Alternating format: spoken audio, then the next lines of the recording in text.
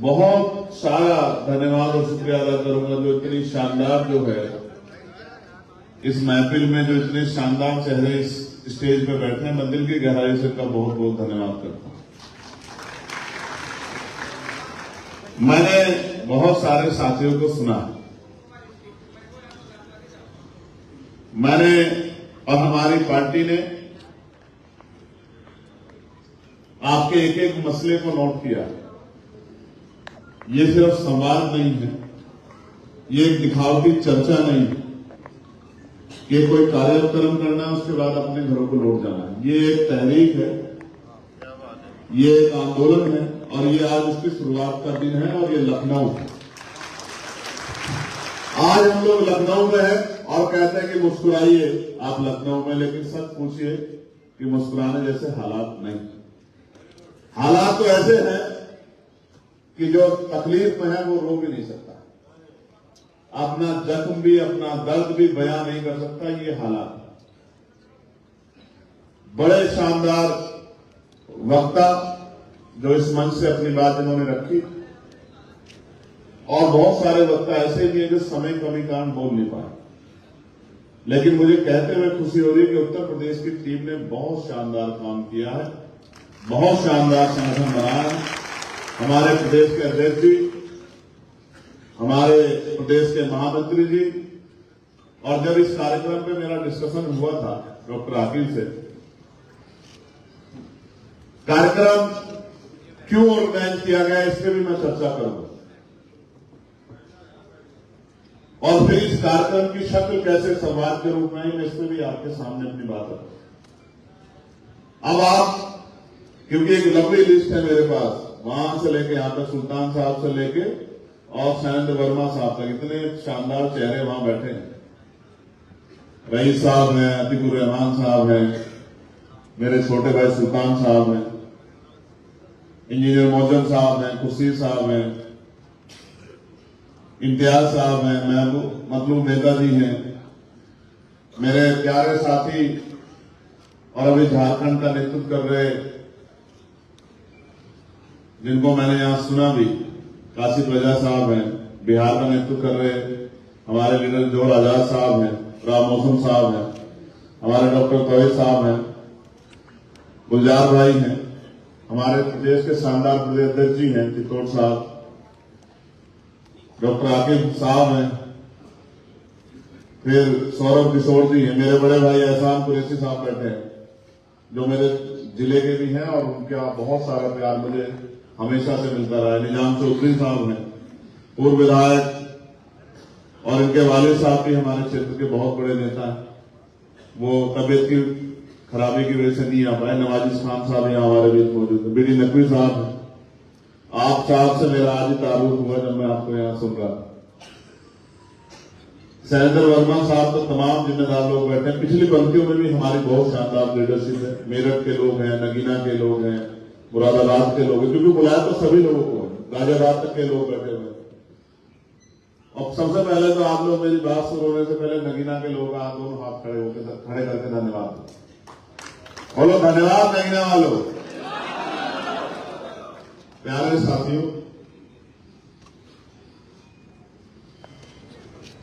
यहां की जो लीडरशिप है इस मंडल की, आदिल साहब, सोहेल साहब, जोहर साहब, जुबैर साहब, जुनेर साहब, सावेद साहब,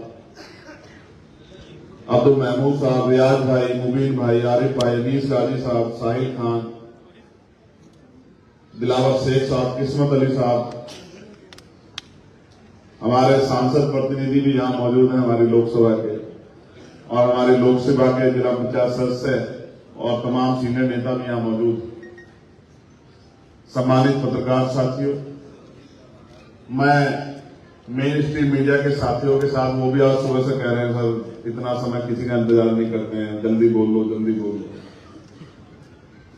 और हमारे छोटे छोटे परिवारों से निकल के आज गांव गली देहात के जरिए असल खबरों पे बहुत बेहतरीन प्रकाश डालने वाले मैं मीडिया के, यूट्यूब मीडिया के साथियों का भी बहुत बहुत धन्यवाद करता कि उन लोगों ने भी कंपटीशन तो बना दिया है, इस बात को तो नकारा नहीं जा सकता। आजकल तो कई बार उनके चैनल से उठा के खबर मेन स्ट्रीम मीडिया के लोग चलाते हैं। मेरे याद है, मैंने लास्ट टाइम एक भाषण दिया था कावड़ के समय, और मेरा भाषण, क्योंकि मैं वकील हूं तो मैं संविधान के खिलाफ जाके एक शब्द नहीं करता। इस मंच से बहुत सारी बातें की गई, सबसे मैं सहमत असहमत हो सकता हूं, उनके व्यक्तिगत विचार भी हो सकते हैं, लेकिन क्योंकि मैं संवैधानिक पद पे हूं और मैं संवैधानिक तरीके को ही सही तरीका मानता हूं, तो मैंने तब दिया था एक बयान एक गांव में नजीबाबाद के, और वो बयान ये था, आज भी वो तार्किक है। आज जब मैं उस बयान को दोहराऊंगा तो भी मीडिया हो सकता है पता नहीं क्या क्या कहकर चला है, लेकिन आज भी मैं उसी स्टैंड पर खड़ा हूं। मैं एडवोकेट चंद्रशेखर आजाद ये मानता हूं कि भारत का संविधान सभी को बराबर की आजादी देता है, सभी को बराबर के हक देता है, सभी को बराबर के अवसर देता है। और आज भी मैं इस बात को दोहराते हुए कहता हूं कि भारत में बहुत बड़े पैमाने पे धार्मिक अल्पसंख्यकों में मुसलमानों की, जैनों की, सिखों की, बौद्धिस्टों की, ईसाइयों की धार्मिक आजादी को छीना जा रहा है। मुझे इस बात को कहने में कोई शिकवा शिकायत नहीं है, ये हो रहा है आंखों के सामने। मैंने ये कहा था तब कि 1 महीने करीब कावड़ का त्योहार चलता है, सरकार पूरी व्यवस्था करती है, प्रशासन पूरी व्यवस्था करता है, सरकार के लोग फूल बरसाते, होना चाहिए, सभी के धर्मों का सम्मान होना चाहिए। लेकिन अगर मुसलमान ईद की नमाज जो 15 मिनट की होती है उसमें पैर अगर सड़क पे रख लेगा तो पीछे से पुलिस का डंडा लग जाएगा कि पैर आगे को रख, पीछे को मत कर लियो पैर। उस बात को गांव के लोगों ने रिकॉर्ड किया और मेन स्ट्रीम मीडिया के लोगों ने चलाया कि चंद्रशेखर आजाद का विवादित बयान। तो भैया कौन सा विवादित बयान है, मुझे ये तो बता दो, कौन सा विवादित हिस्सा है उसका। इसलिए मैं मीडिया के साथियों को, जो बहुजन मीडिया के साथी हैं, यूट्यूबर्स हैं, उनका भी बहुत बहुत धन्यवाद करता हूं। प्यारे साथियों, ये कार्यक्रम जो है मुस्लिम संवाद, समस्या और समाधान, आप तीनों लोग पहले बैठ जाओ, दूसरी बात नहीं बोलूंगा। ये जो वॉलंटियर साथी इनको कह रहा हूं, मैं एक बात को एक ही बार बोलता हूं और मुझे उम्मीद है कि मेरे भाइयों की बात को वो समझ में आ जानी चाहिए। उसके बाद आपको कह रहा हूं, ग्रीन शर्ट वाले बच्चे,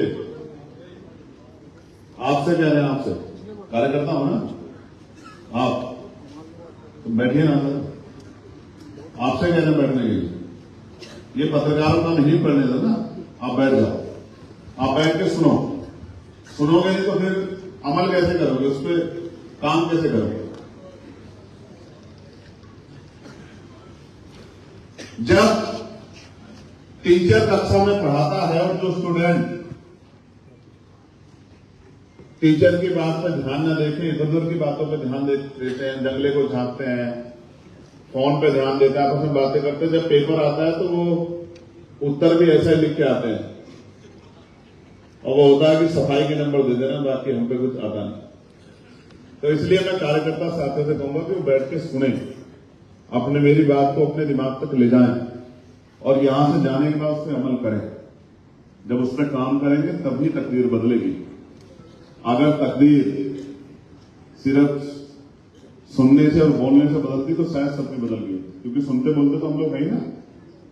तो जब इस कार्यक्रम पे चर्चा हुई तो चर्चा ये थी कि वक्त का अमेंडमेंट हुआ और बिहार में एक बहुत मजबूत आंदोलन चल रहा है।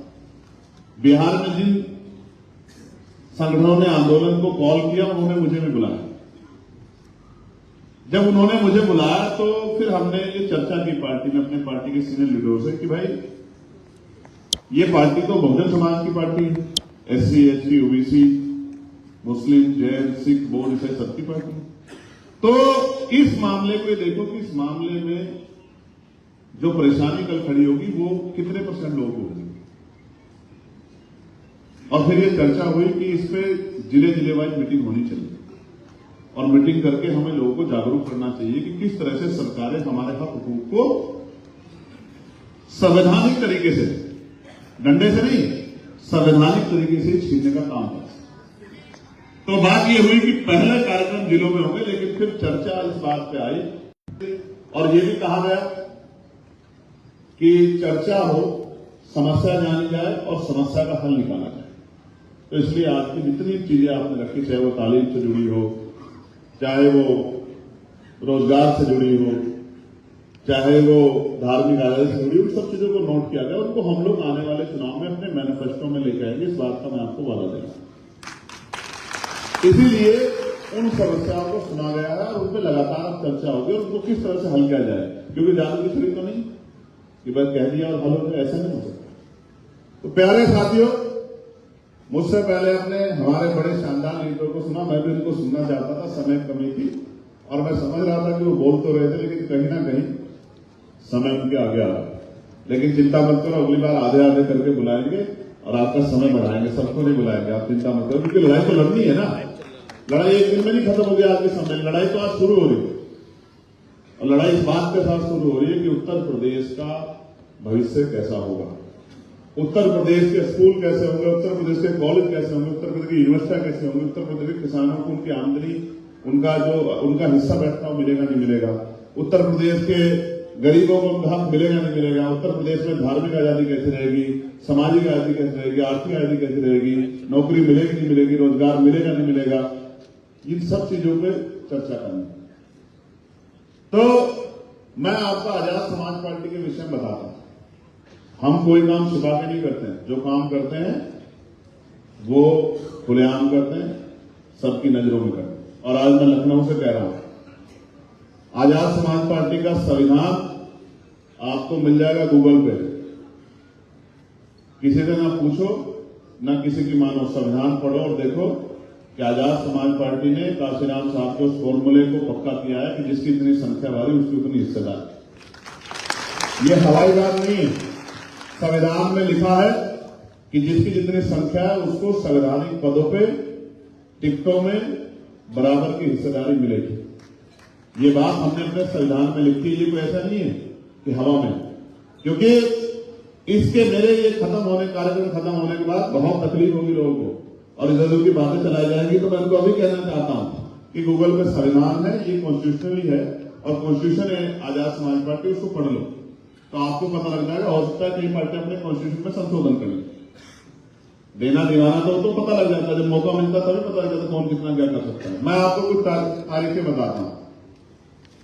हमारी पार्टी का संगठन, उसकी कोर कमेटी में हमने बैकवर्ड को, मुस्लिम समाज के लोगों को, शेड्यूल कास्ट के लोगों को बराबर की भागीदारी दी है। कम ज्यादा तो हो सकती है लेकिन कम नहीं,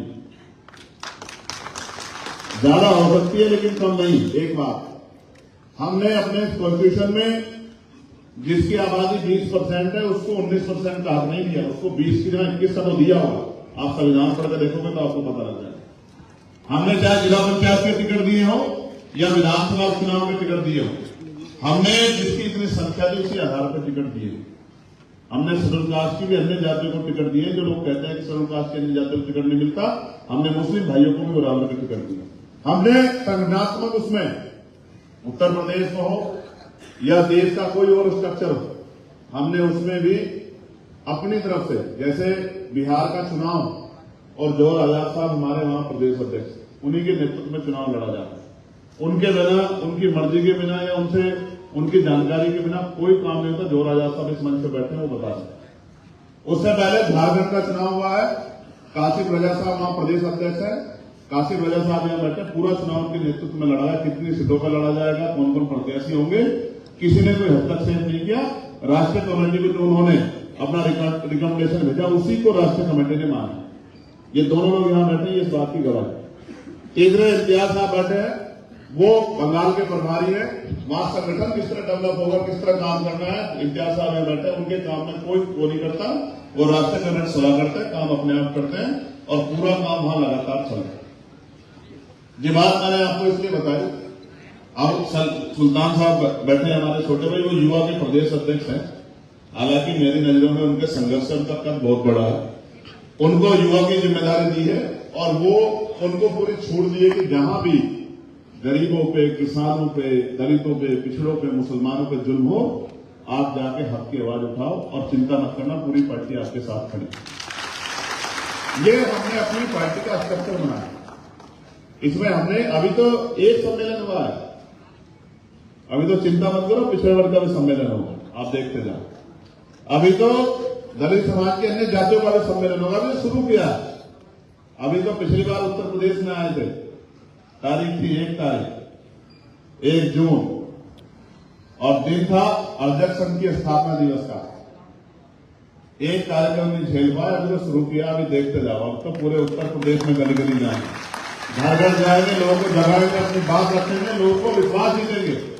नगीना के लोग यहाँ बैठे हैं, मैं दिल से धन्यवाद करूंगा नगीना के लोगों का, लेकिन नगीना के लोग यहाँ बैठे हैं, गवाही दे सकते हैं कि हमारी लोकसभा में किसी गरीब पर जुल्म करने की हिम्मत किसी शासन प्रशासन के अधिकारियों में नहीं है। इस बात की गवाही नगीना के लोग दे सकते हैं। और नगीना के जो भी मसला होते हैं, जो भी मामले होते हैं, जो भी परेशानी आती है, जितने भी चाहे कितने बड़े अधिकारी जुड़े हो, सब मामलों को हम लोग बैठ के 4-4, 5-5 दिन बैठ के उसको संभालने का काम करते हैं, उसमें न्याय दिलाने का काम करते हैं। ये भी किसी से छुपावा नहीं। हमने अपने संगठन में नीचे से लेकर आज तो हमने सिर्फ जिले से कुछ पदाधिकारियों को बुलाया जो संगठन में दायित्व पे है।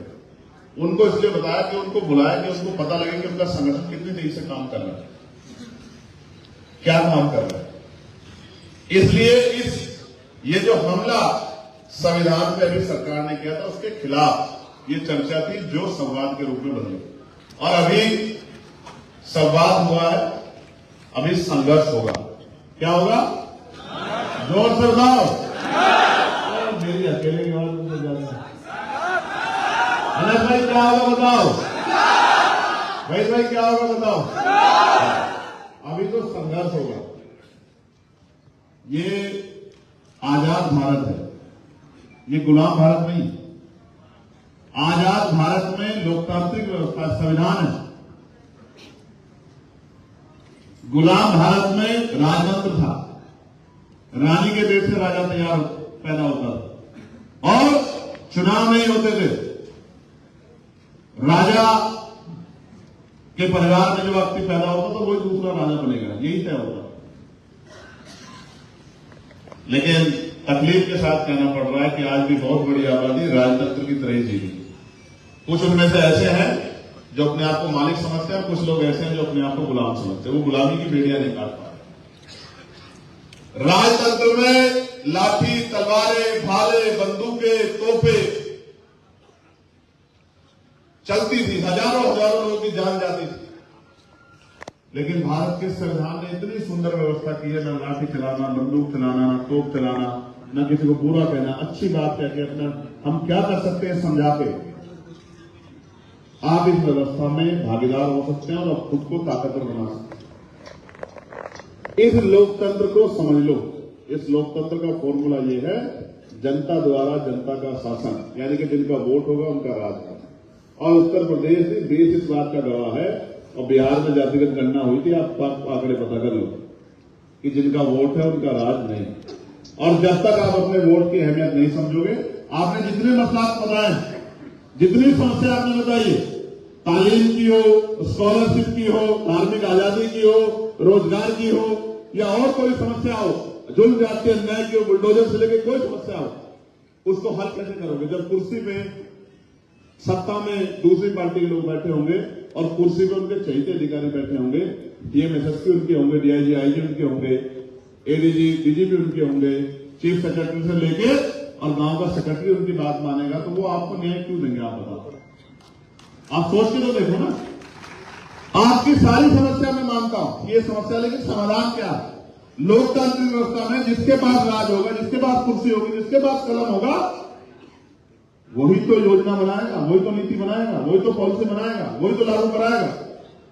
अब मैं कह रहा हूं कि हमने सब कुछ तैयार कर लिया और वोट हमने अपना संगठित नहीं किया, वोट को हमने इधर उधर बखेर दिया और परिणाम हमारे खिलाफ आए, और दूसरी पार्टी के साथ सत्ता में है, ऐसी पार्टी सत्ता में आनी तो वो आपको क्या बांटेगी? मिठाई? आपके बच्चों को तालीम देगी? आपको स्कॉलरशिप देगी? आपको सम्मान देगी? वो तो लठी मारेगी ना भाई। वो तो वोट इस बात पे मांग रहे हैं कि आप हमें वोट देते हो, हम इनको लठ मार देंगे। आप समझो, मैं तो खादिम साहब बैठे, मैंने देख लिया उनको।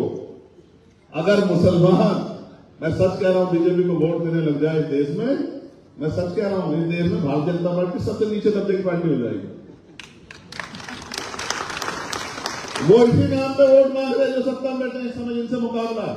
मैं किसी और दल पे बात नहीं करना चाहता, मैं तो सत्ता से बात करना चाहता हूं, और इसलिए नहीं करना चाहता क्योंकि उनकी हमारी लड़ाई नहीं, ये तो हमारे लोग गुमराह, वरना हमको जिस तरह से उनके बड़े बड़े नेताओं को जो सबसे बुजुर्ग में से ठीक चीज के धक्के मार के कोने में कर दिया जाता है ना, उसके बाद भी अगर वो समझना नहीं चाहते, अगर वो अपमान को इज्जत समझ रहे तो मैं क्या कर सकता हूं? इज्जत तो दिखती है, इज्जत इस मंच की गवाही है, इज्जत किसे कहते हैं? वरना आप देख लो, अभी 15 दिन नहीं हुए ऐसे कौनी मार मार के वहां कोने में ले गए, बताओ लेगे नहीं लेगे बताओ? तो ये तो दिखती है अपने आप। मैं ये कह रहा हूं, इतनी बड़ी आबादी को नकार के और आप ये कहते हैं कि वो आपको वोट भी देती रहे, ये तो इनकी ईमानदारी है। मैं, हमारे वसीम साहब खड़े हैं और नईम साहब खड़े हैं, मैं कह रहा हूं नकारात्मक राजनीति आपको नहीं इस देश को लेकर डूबेगी, मेरी बात को आप याद रखें। सकारात्मक राजनीति करो, वोट को किसी को हराने के लिए मत दो, वोट को किसी को जिताने के लिए दो, वोट को जीतने के लिए दो, वोट को अपने और अपने बच्चों के भविष्य पर ध्यान में रखते दो। अभी तक आप क्या कर रहे हैं, और यही चला रहा है लंबे समय से कि फलानी पार्टी को हराना है, फलानी पार्टी को हराना। मैं आपसे कह रहा हूं, मैं अपनी 70% एनर्जी किसी को हराने के लिए लगा दूंगा, तो 30% एनर्जी से मेरा कौन सा भला हो जाएगा? हमारी पूरी एनर्जी 5 साल हम लोग जुर्म जाते हैं, अत्याचार सहते हैं, और बाद का 1 महीना में इस बात पर लगाते हैं कि इसको कौन हरा रहा है। मैं ये कह रहा हूं, जब तक आप कुर्सी पे नहीं बैठोगे, जब तक आपके बच्चे पटवारी, सेक्रेटरी, पुलिस, सीआरपीएफ के जवान, सीएसएफ का जवान, एडीएम, डीएम, एसडीएम नहीं बनेगा, सीओ, एसपी, डीएसपी नहीं बनेगा, एडीजे, डीजे नहीं बनेगा, तो आपको कैसे लगता है कि वो आपके साथ न्याय कर पाएंगे? आज भी तो अधिकारी तो आज भी है या नहीं है? बताओ कुर्सियों पे है या नहीं है? अधिकारी भी है, सरकार भी है, फिर क्यों कह रहे हो कि बुलडोजर चल रहा है? फिर क्यों कह रहे हो अन्याय हो रहा है? क्योंकि जिस सोच के लोग बैठे हैं कुर्सी पे, बाबा साहब अम्बेडकर ने संविधान को सौंपते हुए कहा था कि मुझे शंका है कि संविधान कितना भी अच्छा क्यों ना हो, अगर चलाने वाले हाथ अच्छे नहीं होंगे, उनकी नीयत अच्छी नहीं होगी, उनकी नीति नहीं अच्छी होगी, तो अंत संविधान बुरा साबित होगा। उन्होंने कहा संविधान कितना भी बुरा क्यों ना हो, चलाने वाले हाथ अच्छे होंगे, उनकी नीति अच्छी होगी, उनकी नीयत अच्छी होगी, तो अंत संविधान अच्छा साबित होगा। आज ही हमारे सामने मुसलमान के साथ साथ पिछड़े वर्ग के लोग कितने बुरे दौर में आप देखें। कथा कर दी, क्यों साहब आपको पता है कथा करती थी इटावा में, तो चोटी काट दी, किस चीज से शुरू किया है? पेशाब से शुरू किया। आप सोचो ये क्या सोच है, ये क्या सोच है? जिसके ऊपर पड़ती है उसको लगता है कि मेरे ऊपर शोषण हो रहा। मैं आपको सच कह रहा हूं नजर वालों, शोषण तो यहां सभी पे होगा। जो सरकार के विचार के साथ नहीं है, चाहे वो अगड़ा हो या पिछड़ा हो या मुसलमान हो या दलित हो या वो कर्मचारी हो या अधिकारी हो, सब शोषण के शिकार हैं। ये सरकार उन्हीं की है जो पूंजीपति उनके साथ खड़े हैं या जो उनकी बात करें, ये सरकार उन्हीं की। अब इटावा की बात आओगी तो आगे तो आप कहेंगे यादव समाज के साथ हो गया, लेकिन मैंने तो लोधी समाज के साथ भी देखा यही अपमान, यही मैंने कुर्मी समाज के साथ में देखा, यही मैंने साउथ समाज के साथ में देखा, और दलितों की तो क्या कहो, आदिवासी की तो क्या कहो, उनको तो डायल के नाम पे भी 5 लोगों को जला के मार दिया, उनकी कोई पूछने वाला नहीं। मैं आपको सच कह रहा हूं, जो आज आपको महसूस हो रहा है 70 सालों में, वो तो हम पिछले 5000 सालों से इस देश में सहते आ रहे हैं, लड़ रहे हैं उनके खिलाफ। बस जरा सा फर्क है कि जो भी दौर आया राजतंत्र का था तो हम राजतंत्र के तरीके से लड़े, और जब लोकतंत्र आ गया तो हमने वोट की अहमियत को समझ के, शिक्षा की अहमियत को समझ के हम लोग लड़े। ये फर्क है। एक बार आप हमारी तरह सोच के इस लड़ाई में हमसे पीछे खड़े हो जाओ, लड़ाई संघर्ष में, और जब हिस्से की बात है हकदारी तो हमसे आगे खड़े हो जाना, हम इस बात की आपको गारंटी देते हैं। संघर्ष में हमारे पीछे खड़े हो जाओ, ढाल बन जाओ। अगर गोली आएगी तो हम खाएंगे, ये नीले पट्टे वाले मैं गारंटी देता हूं। और जब मिठाई आएगी तो आप आगे हो जाना, हम आपका हाथ नहीं खींचेंगे, इस बात का भी मैं आपको विश्वास दिलाता हूं। अम्बेडकर वाली कभी इसका हक नहीं मानता। आज ये महसूस करके देखो, अभी 3 दिन पहले मैं अपने लोकसभा क्षेत्र में था, वहां एक कस्बा धामपुर, और ये मीडिया के माध्यम से जरा लखनऊ में खड़े होकर मुख्यमंत्री जी सवाल है कि धामपुर में चौक पे जो दुकानें थी वो बंद कराई गई, इस बात के साथ कि वो मुसलमानों की दुकानें, जबकि भारत का संविधान इस बात की गारंटी देता है कि धर्म के आधार पर किसी के साथ भेदभाव नहीं हो सकता। आर्टिकल 14-15 इस बात की गवाही देते हैं, इस बात की गारंटी देते हैं, लेकिन वो दुकानें बंद कराई गई, और उसकी नहीं, उस पूरे पश्चिम की दुकानें बंद कराई गई। और अगर वो दुकानें मीट की होती तो मैं भी मान लेता, किसी की भावना हो सकती है, तो मैं भी इसको कहता कि भाई ठीक है बंद करना। हालांकि जिसका रोजगार जाता है पता तो उसको लगता है, जिसके बच्चे भूखे मरते हैं, जिसको पैसे की जरूरत होती है, जो हाथ फैलाता है उसको पता लगता है, सरकार को नहीं लगता है।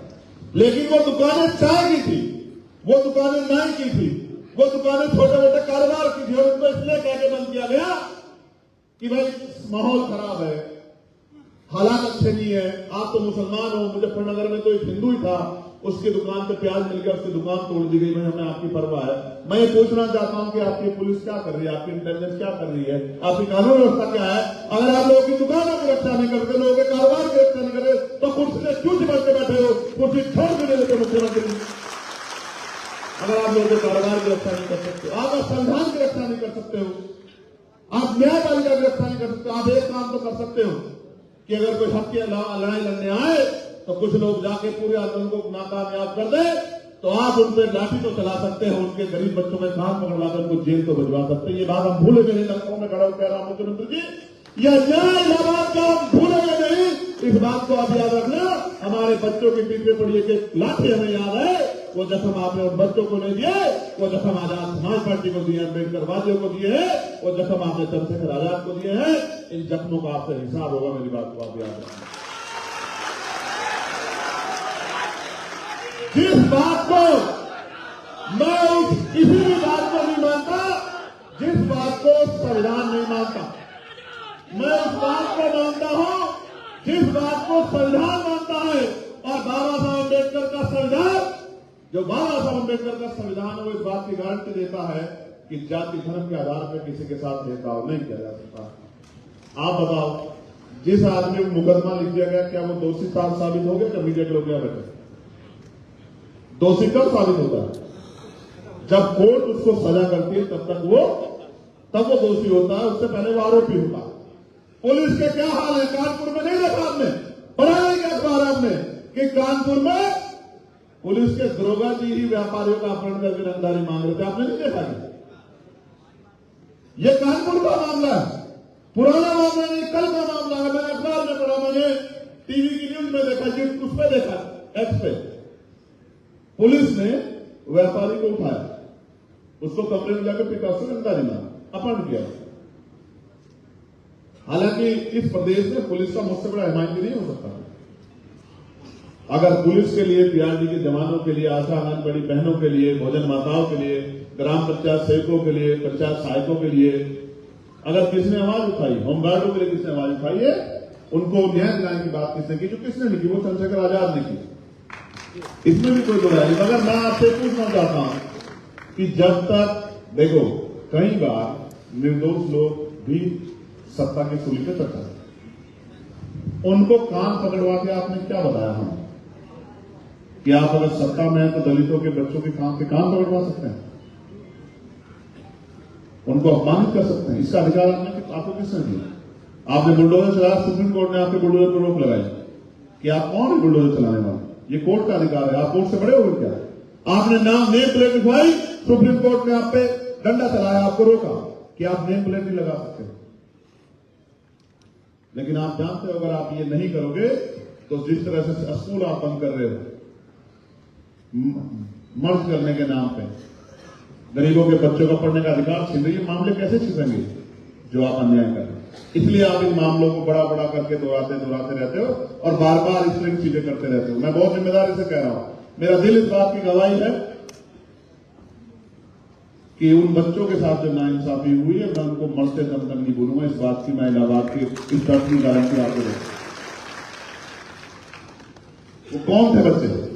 वो बच्चे थे जो चाहते थे कि मैं उस परिवार से मिलने के लिए आ जाऊं। वो आराम से खड़े होकर मेरा इंतजार कर रहे थे। आपके सत्ता पोषित गुंडों ने उनके ऊपर पत्थर चलाया, उनको पुलिस के द्वारा पीटा गया।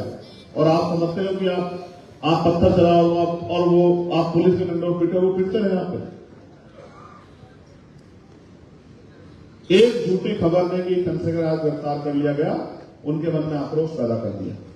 लेकिन ये आक्रोश तो मैंने आगरा में भी देखा, जब एक दलित सांसद के घर पे एक सेना कर दी थी।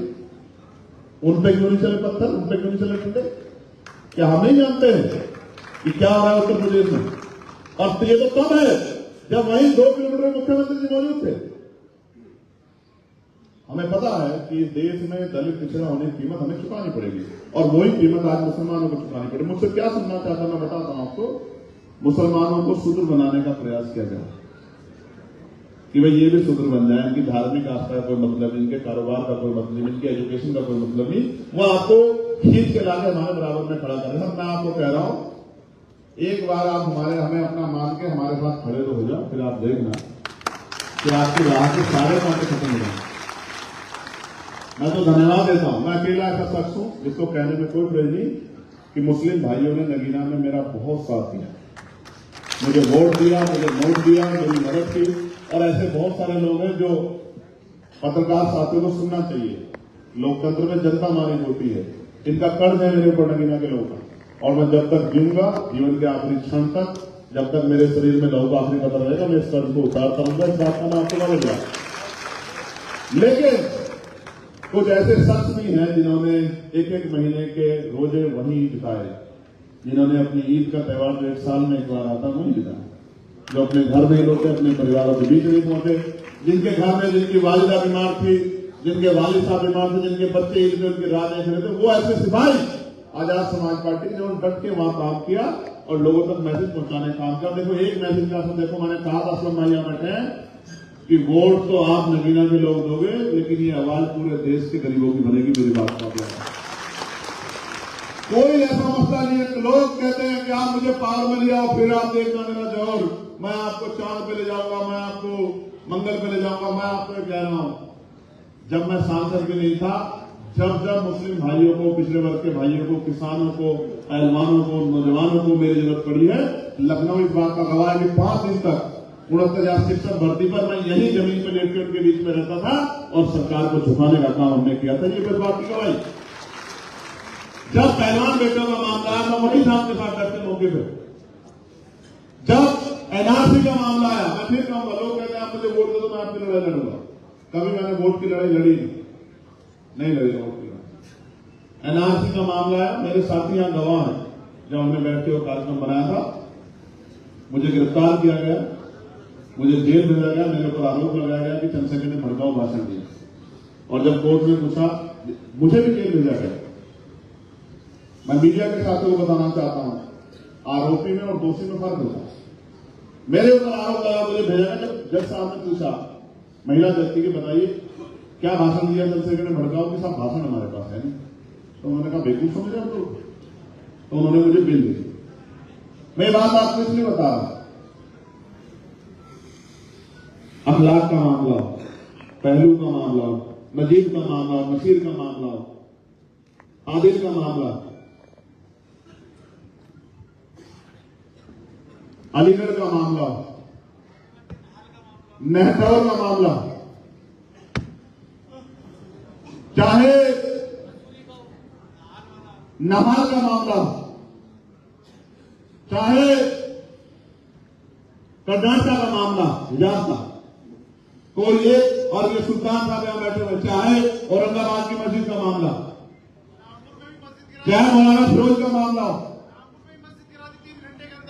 चाहे ये बराबर में जो बहुत चर्चित रहा, ये मुरादाबाद संभल का मामला, कोई एक ऐसा मामला आप नहीं बता सकते जहां किसी गरीब को मेरी जरूरत पड़ी हो और मैंने उससे हाथ खींच के अपने फेर के मैंने खड़ा हो गया, कोई एक नहीं बता सकता।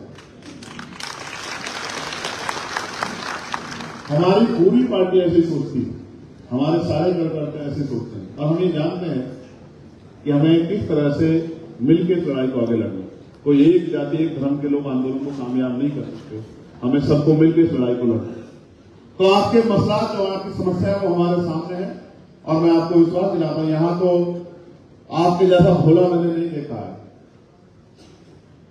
एक पार्टी ने आपको कहा हम आपको 18% आरक्षण देंगे और पूरे 5 साल सत्ता में रहे और 18 की जगह 18 भी नहीं थी और पूरा बीत गया सब कुछ। और फिर उसके बाद दोबारा चुनाव आया तो फिर देंगे, आइए वोट दीजिए, फिर देंगे, आइए वोट दीजिए।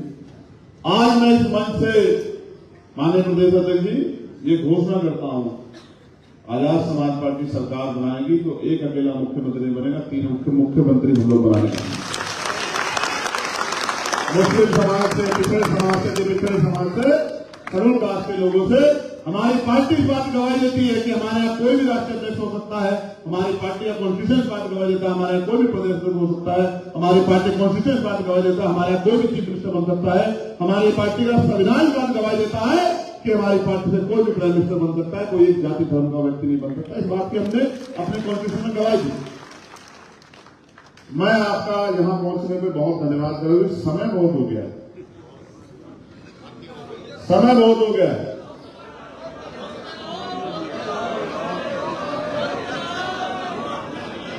लेट तो नहीं हो रहे हो?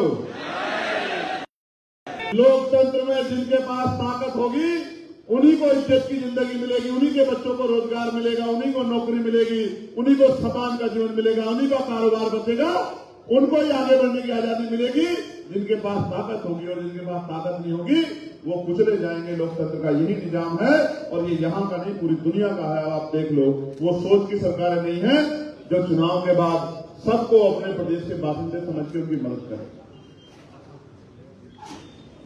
आज इस प्रदेश को हमारी एकता की जरूरत है, ये एक शुरुआत है।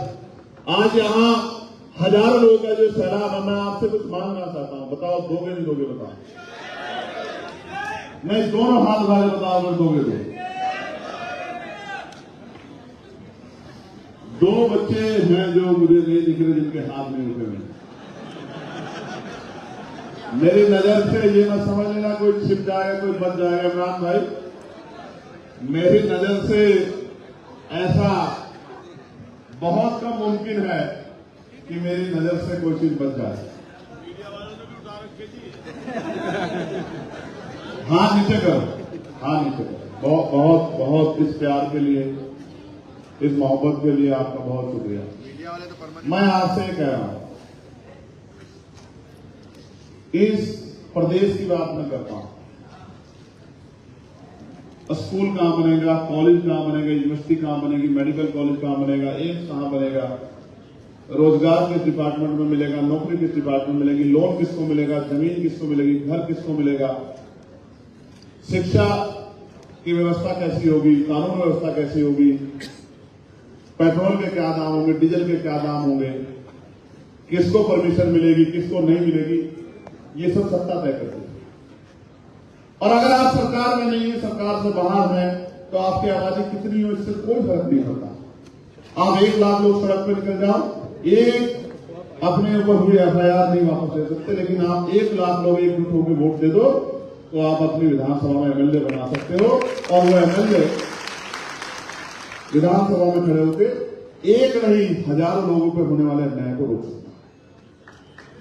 मैं आपसे ये मांगना चाहता हूं, मैं चंद्रशेखर आजाद, मैं आपसे मांगना चाहता हूं, आपने सबको मौका दिया है, सबका हाथ थामा, सबकी मदद की है, सब पे भरोसा किया है। एक मौका आजाद समाज पार्टी काशीराम को आपको देना और ऐसे नहीं देना चाहिए। अगर 8 घंटे की ड्यूटी करते हैं पेट में रोटी पहुंचाने के लिए, इस पेट को भरने के लिए अपने लिए हर कोई जीता है, जो दूसरों के लिए जीते उसको इंसान कहते हैं। अपने लिए हर कोई जीता, जो दूसरों के लिए जीता उसको इंसान कहते हैं। 8 घंटे आप अपने लिए जीते हैं कि अपने परिवार को और अपने आप को अपना पेट भर सके। 1 घंटा इस उत्तर प्रदेश को, इस देश को, इस देश के संविधान को, गरीबों पे होने वाले जुल्म को, हक अधिकारों की जो डाका पड़ रहा है, इनको रोकने के लिए भी अगर 1 घंटा आप रोज काम करें,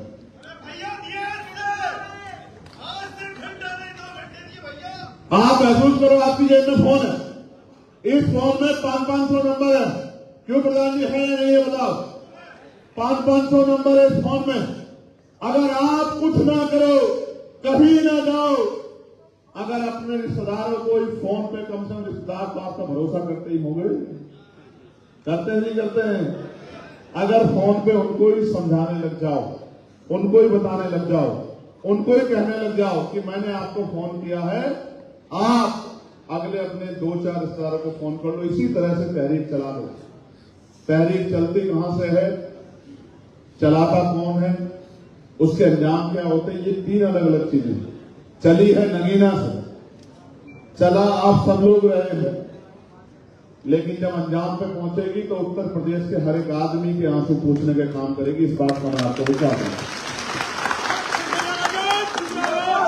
न किसी गरीब पे जुल्म करेंगे और न किसी गरीब पे जुल्म होने देंगे, न किसी को नुकसान पहुंचाएंगे और न किसी को नुकसान पहुंचाने देंगे। सबका हाथ पकड़ेंगे, सबके धर्मों का सम्मान करेंगे, सबके बच्चों को आगे बढ़ाने के लिए नए इंतजाम करेंगे, एक नया इंकलाब करेंगे, एक नई आंधी लाएंगे, एक नई ताकत बनाएंगे। एक ऐसी सियासी ताकत होगी जिसमें हर एक आदमी भी, विरोधी भी ये महसूस करेगा कि ये ताकत किसी को मिटाने के लिए नहीं है, ये ताकत सबको आगे बढ़ाने। ये कब होगा मेरे साथियों? 1 साल का कार्यकाल हुआ है मेरा भी। आप समझिए किसी दफ्तर में कोई काम करने जाता है तो 1 साल की तो ट्रेनिंग हो जाती है, उसके बाद कहते हैं कि ले भाई अब तू कुछ काम कर ले। 1 साल हुआ है अभी। इस 1 साल में आप बताओ पार्लियामेंट में चंद्रशेखर आजाद से ज्यादा कोई बोलता क्या? आप बताओ। आप एक रात पहले मसला बताते हो मामला, और मैं तरीका ढूंढता हूं रात में किस तरह से आपके मामले को पार्लियामेंट में उठाया जाए।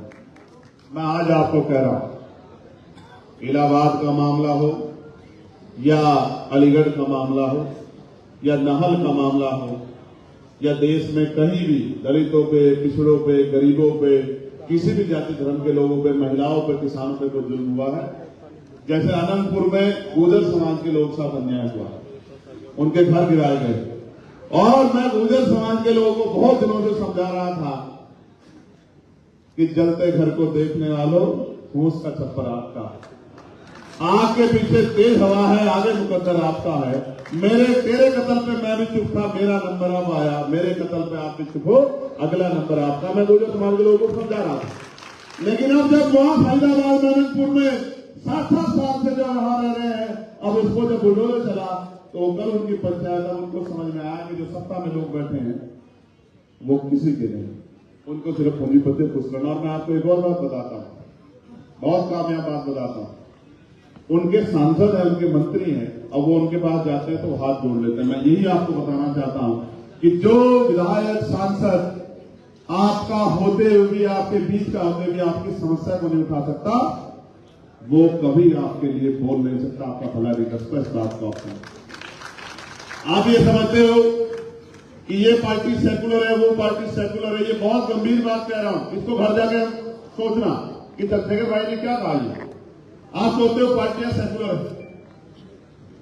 और पार्टियों को वोट देते।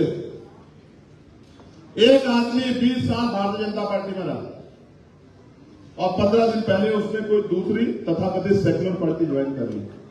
क्या उसका आचरण, उसका व्यवहार, उसका मिजाज बदल जाएगा? बदल जाएगा क्या? बदल जाएगा क्या? आप समझो, इस दल से पकड़ो, उस दल में जाओ, टिकट नहीं मिला उस दल में जाओ, टिकट नहीं मिला उस दल में जाओ, और वोट लो, और वोट लेके और जब जुल्म हो, कोई परेशानी हो तो चुप हो जाओ। ऐसे व्यापार की राजनीति से आपका भला नहीं हो सकता। आपको अपने बीच के लोगों को, संघर्ष करने वालों को, आपके लिए लड़ने वाले लोगों को विधायक सांसद बना के आगे भेजना पड़ेगा, तभी ये लड़ाई कामयाब है।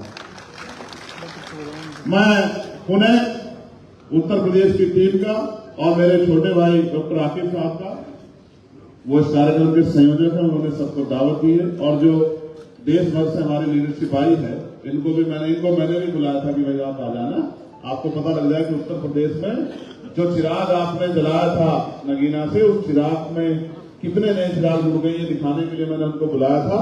आप भी देख लो और कमर कस लो कि आने वाले उत्तर प्रदेश के चुनाव में हमें उत्तर प्रदेश में एक मजबूत ताकत बन के आना है, और जब हमारे बीच का कोई आदमी सत्ता कुर्सी में बैठेगा तभी हमारे का भला होगा, तभी अच्छे स्कूल बनेंगे, कॉलेज बनेंगे, यूनिवर्सिटियां बनेगी, स्कॉलरशिप मिलेगी, रोजगार के साधन आएंगे, नौकरी आएगी, बैकलॉग भरा जाएगा, प्रमोशन मिलेंगे और ये अन्याय होना बंद होगा। बहुत बहुत धन्यवाद। उठा दो हाथ, पहले मेरे साथ नारे लगाओ, हमारी एकता जिंदाबाद, हमारा भाईचारा जिंदाबाद, दलित मुसलमान करो विचार,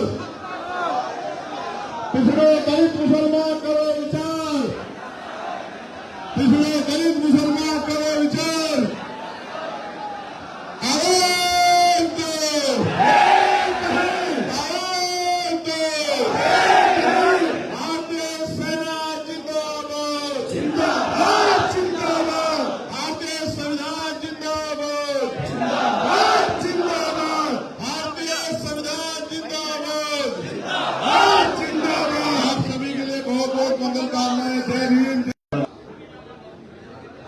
सबसे पहले तो मैं आप सभी का बहुत बहुत धन्यवाद करता हूं, और धन्यवाद इसलिए कि एक लंबा समय हो गया, लगभग 3.5 बज गए हैं, और आप लोग अपनी अपनी जगहों पर डटे हुए हैं। मैं अपनी बात को शुरू करने से पहले हक वंचित बहुजन समाज में जन्मे सभी संतों, गुरुओं और महान पुरुषों को नमन करता हूं, और मैं बार बार कहता हूं कि नमन करने का मेरा कारण यह है कि जब मैं उनके जीवन को देखता हूं तो मुझे एहसास होता है कि अगर ये ना होते तो हम ना होते। उनका एक एक पल, उनके जीवन का संघर्ष, उनका समर्पण, उनका त्याग इस बात की गवाही है कि मुल्क इतनी आसानी से ना आजाद हुआ, और ना मुल्क में इतनी आसानी से हक वंचित कमजोर वर्ग के लोगों को अधिकार मिले। इसके लिए बहुत कीमत चुकानी पड़ी।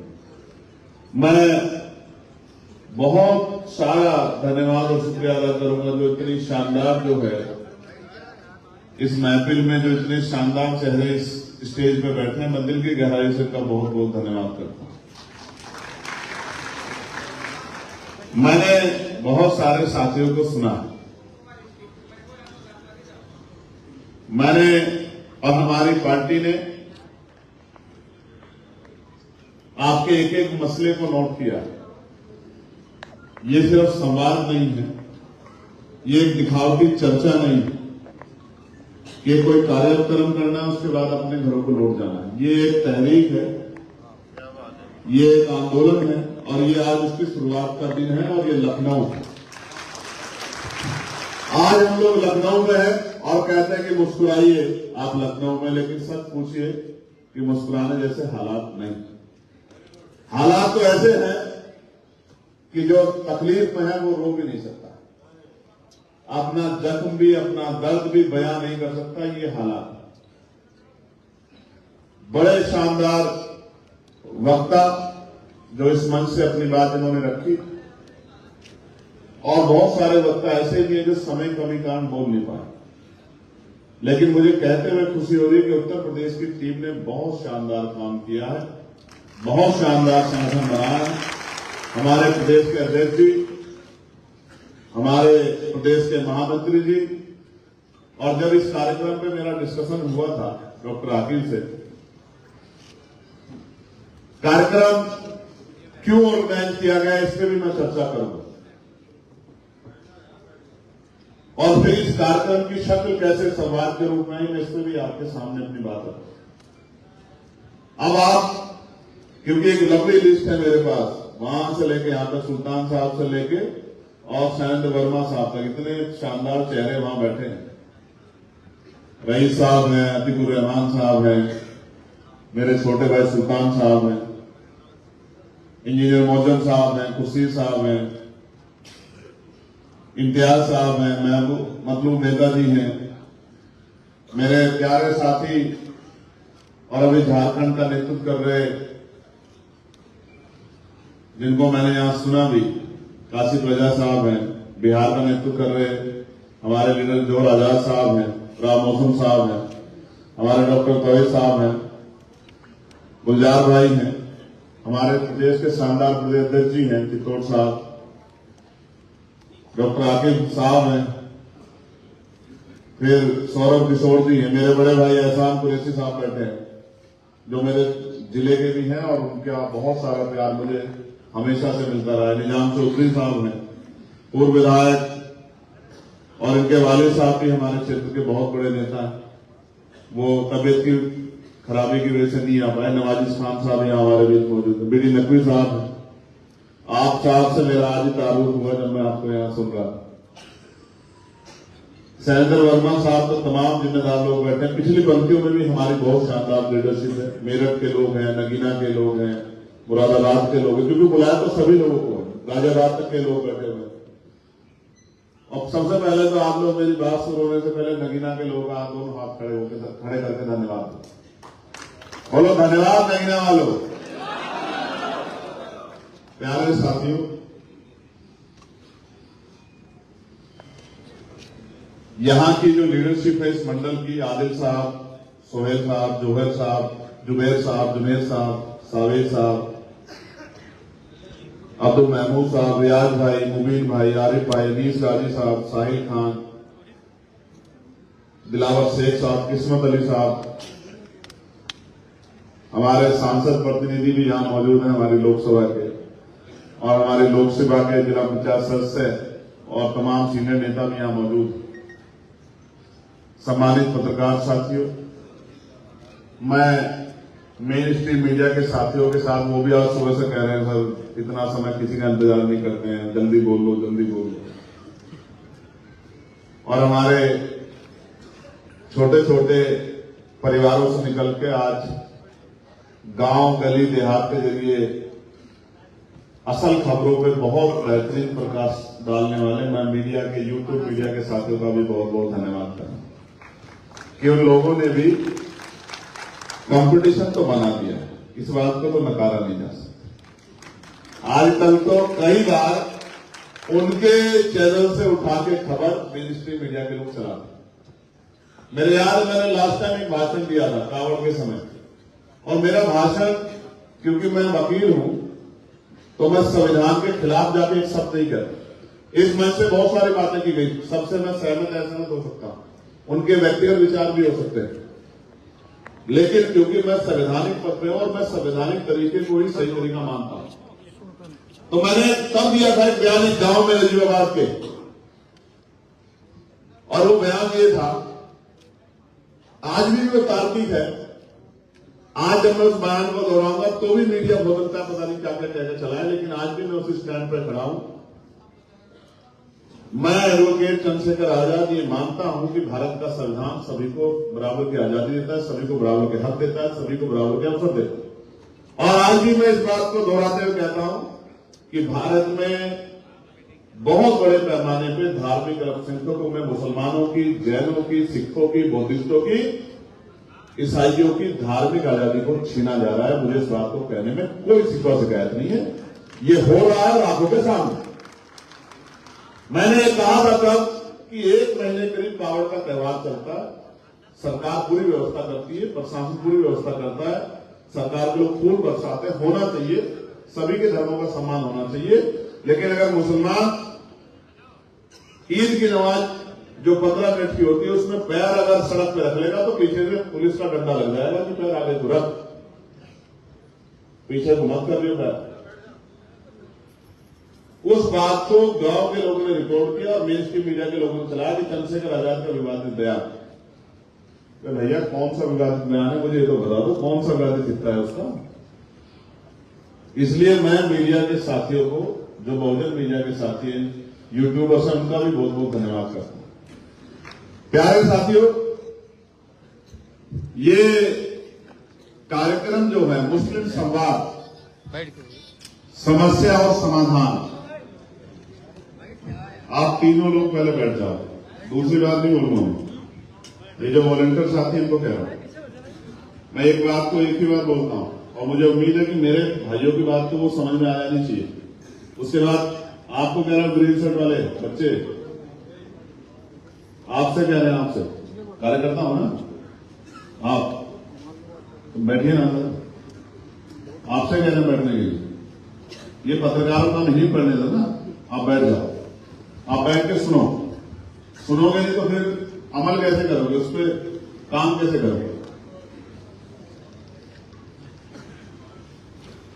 जब टीचर कक्षा में पढ़ाता है और जो स्टूडेंट टीचर की बात पर ध्यान न देके इधर उधर की बातों पर ध्यान देते हैं, जंगले को झांकते हैं, फोन पे ध्यान देते हैं, आपस में बातें करते हैं, जब पेपर आता है तो वो उत्तर भी ऐसा ही लिख के आते हैं और वो होता है कि सफाई के नंबर दे देना, बाकी हम पे कुछ आता नहीं। तो इसलिए मैं कार्यकर्ता साथियों से कहूंगा कि वो बैठ के सुने, अपने मेरी बात को अपने दिमाग तक ले जाएं और यहां से जाने के बाद उस पर अमल करें। जब उस पर काम करेंगे तभी तकदीर बदलेगी।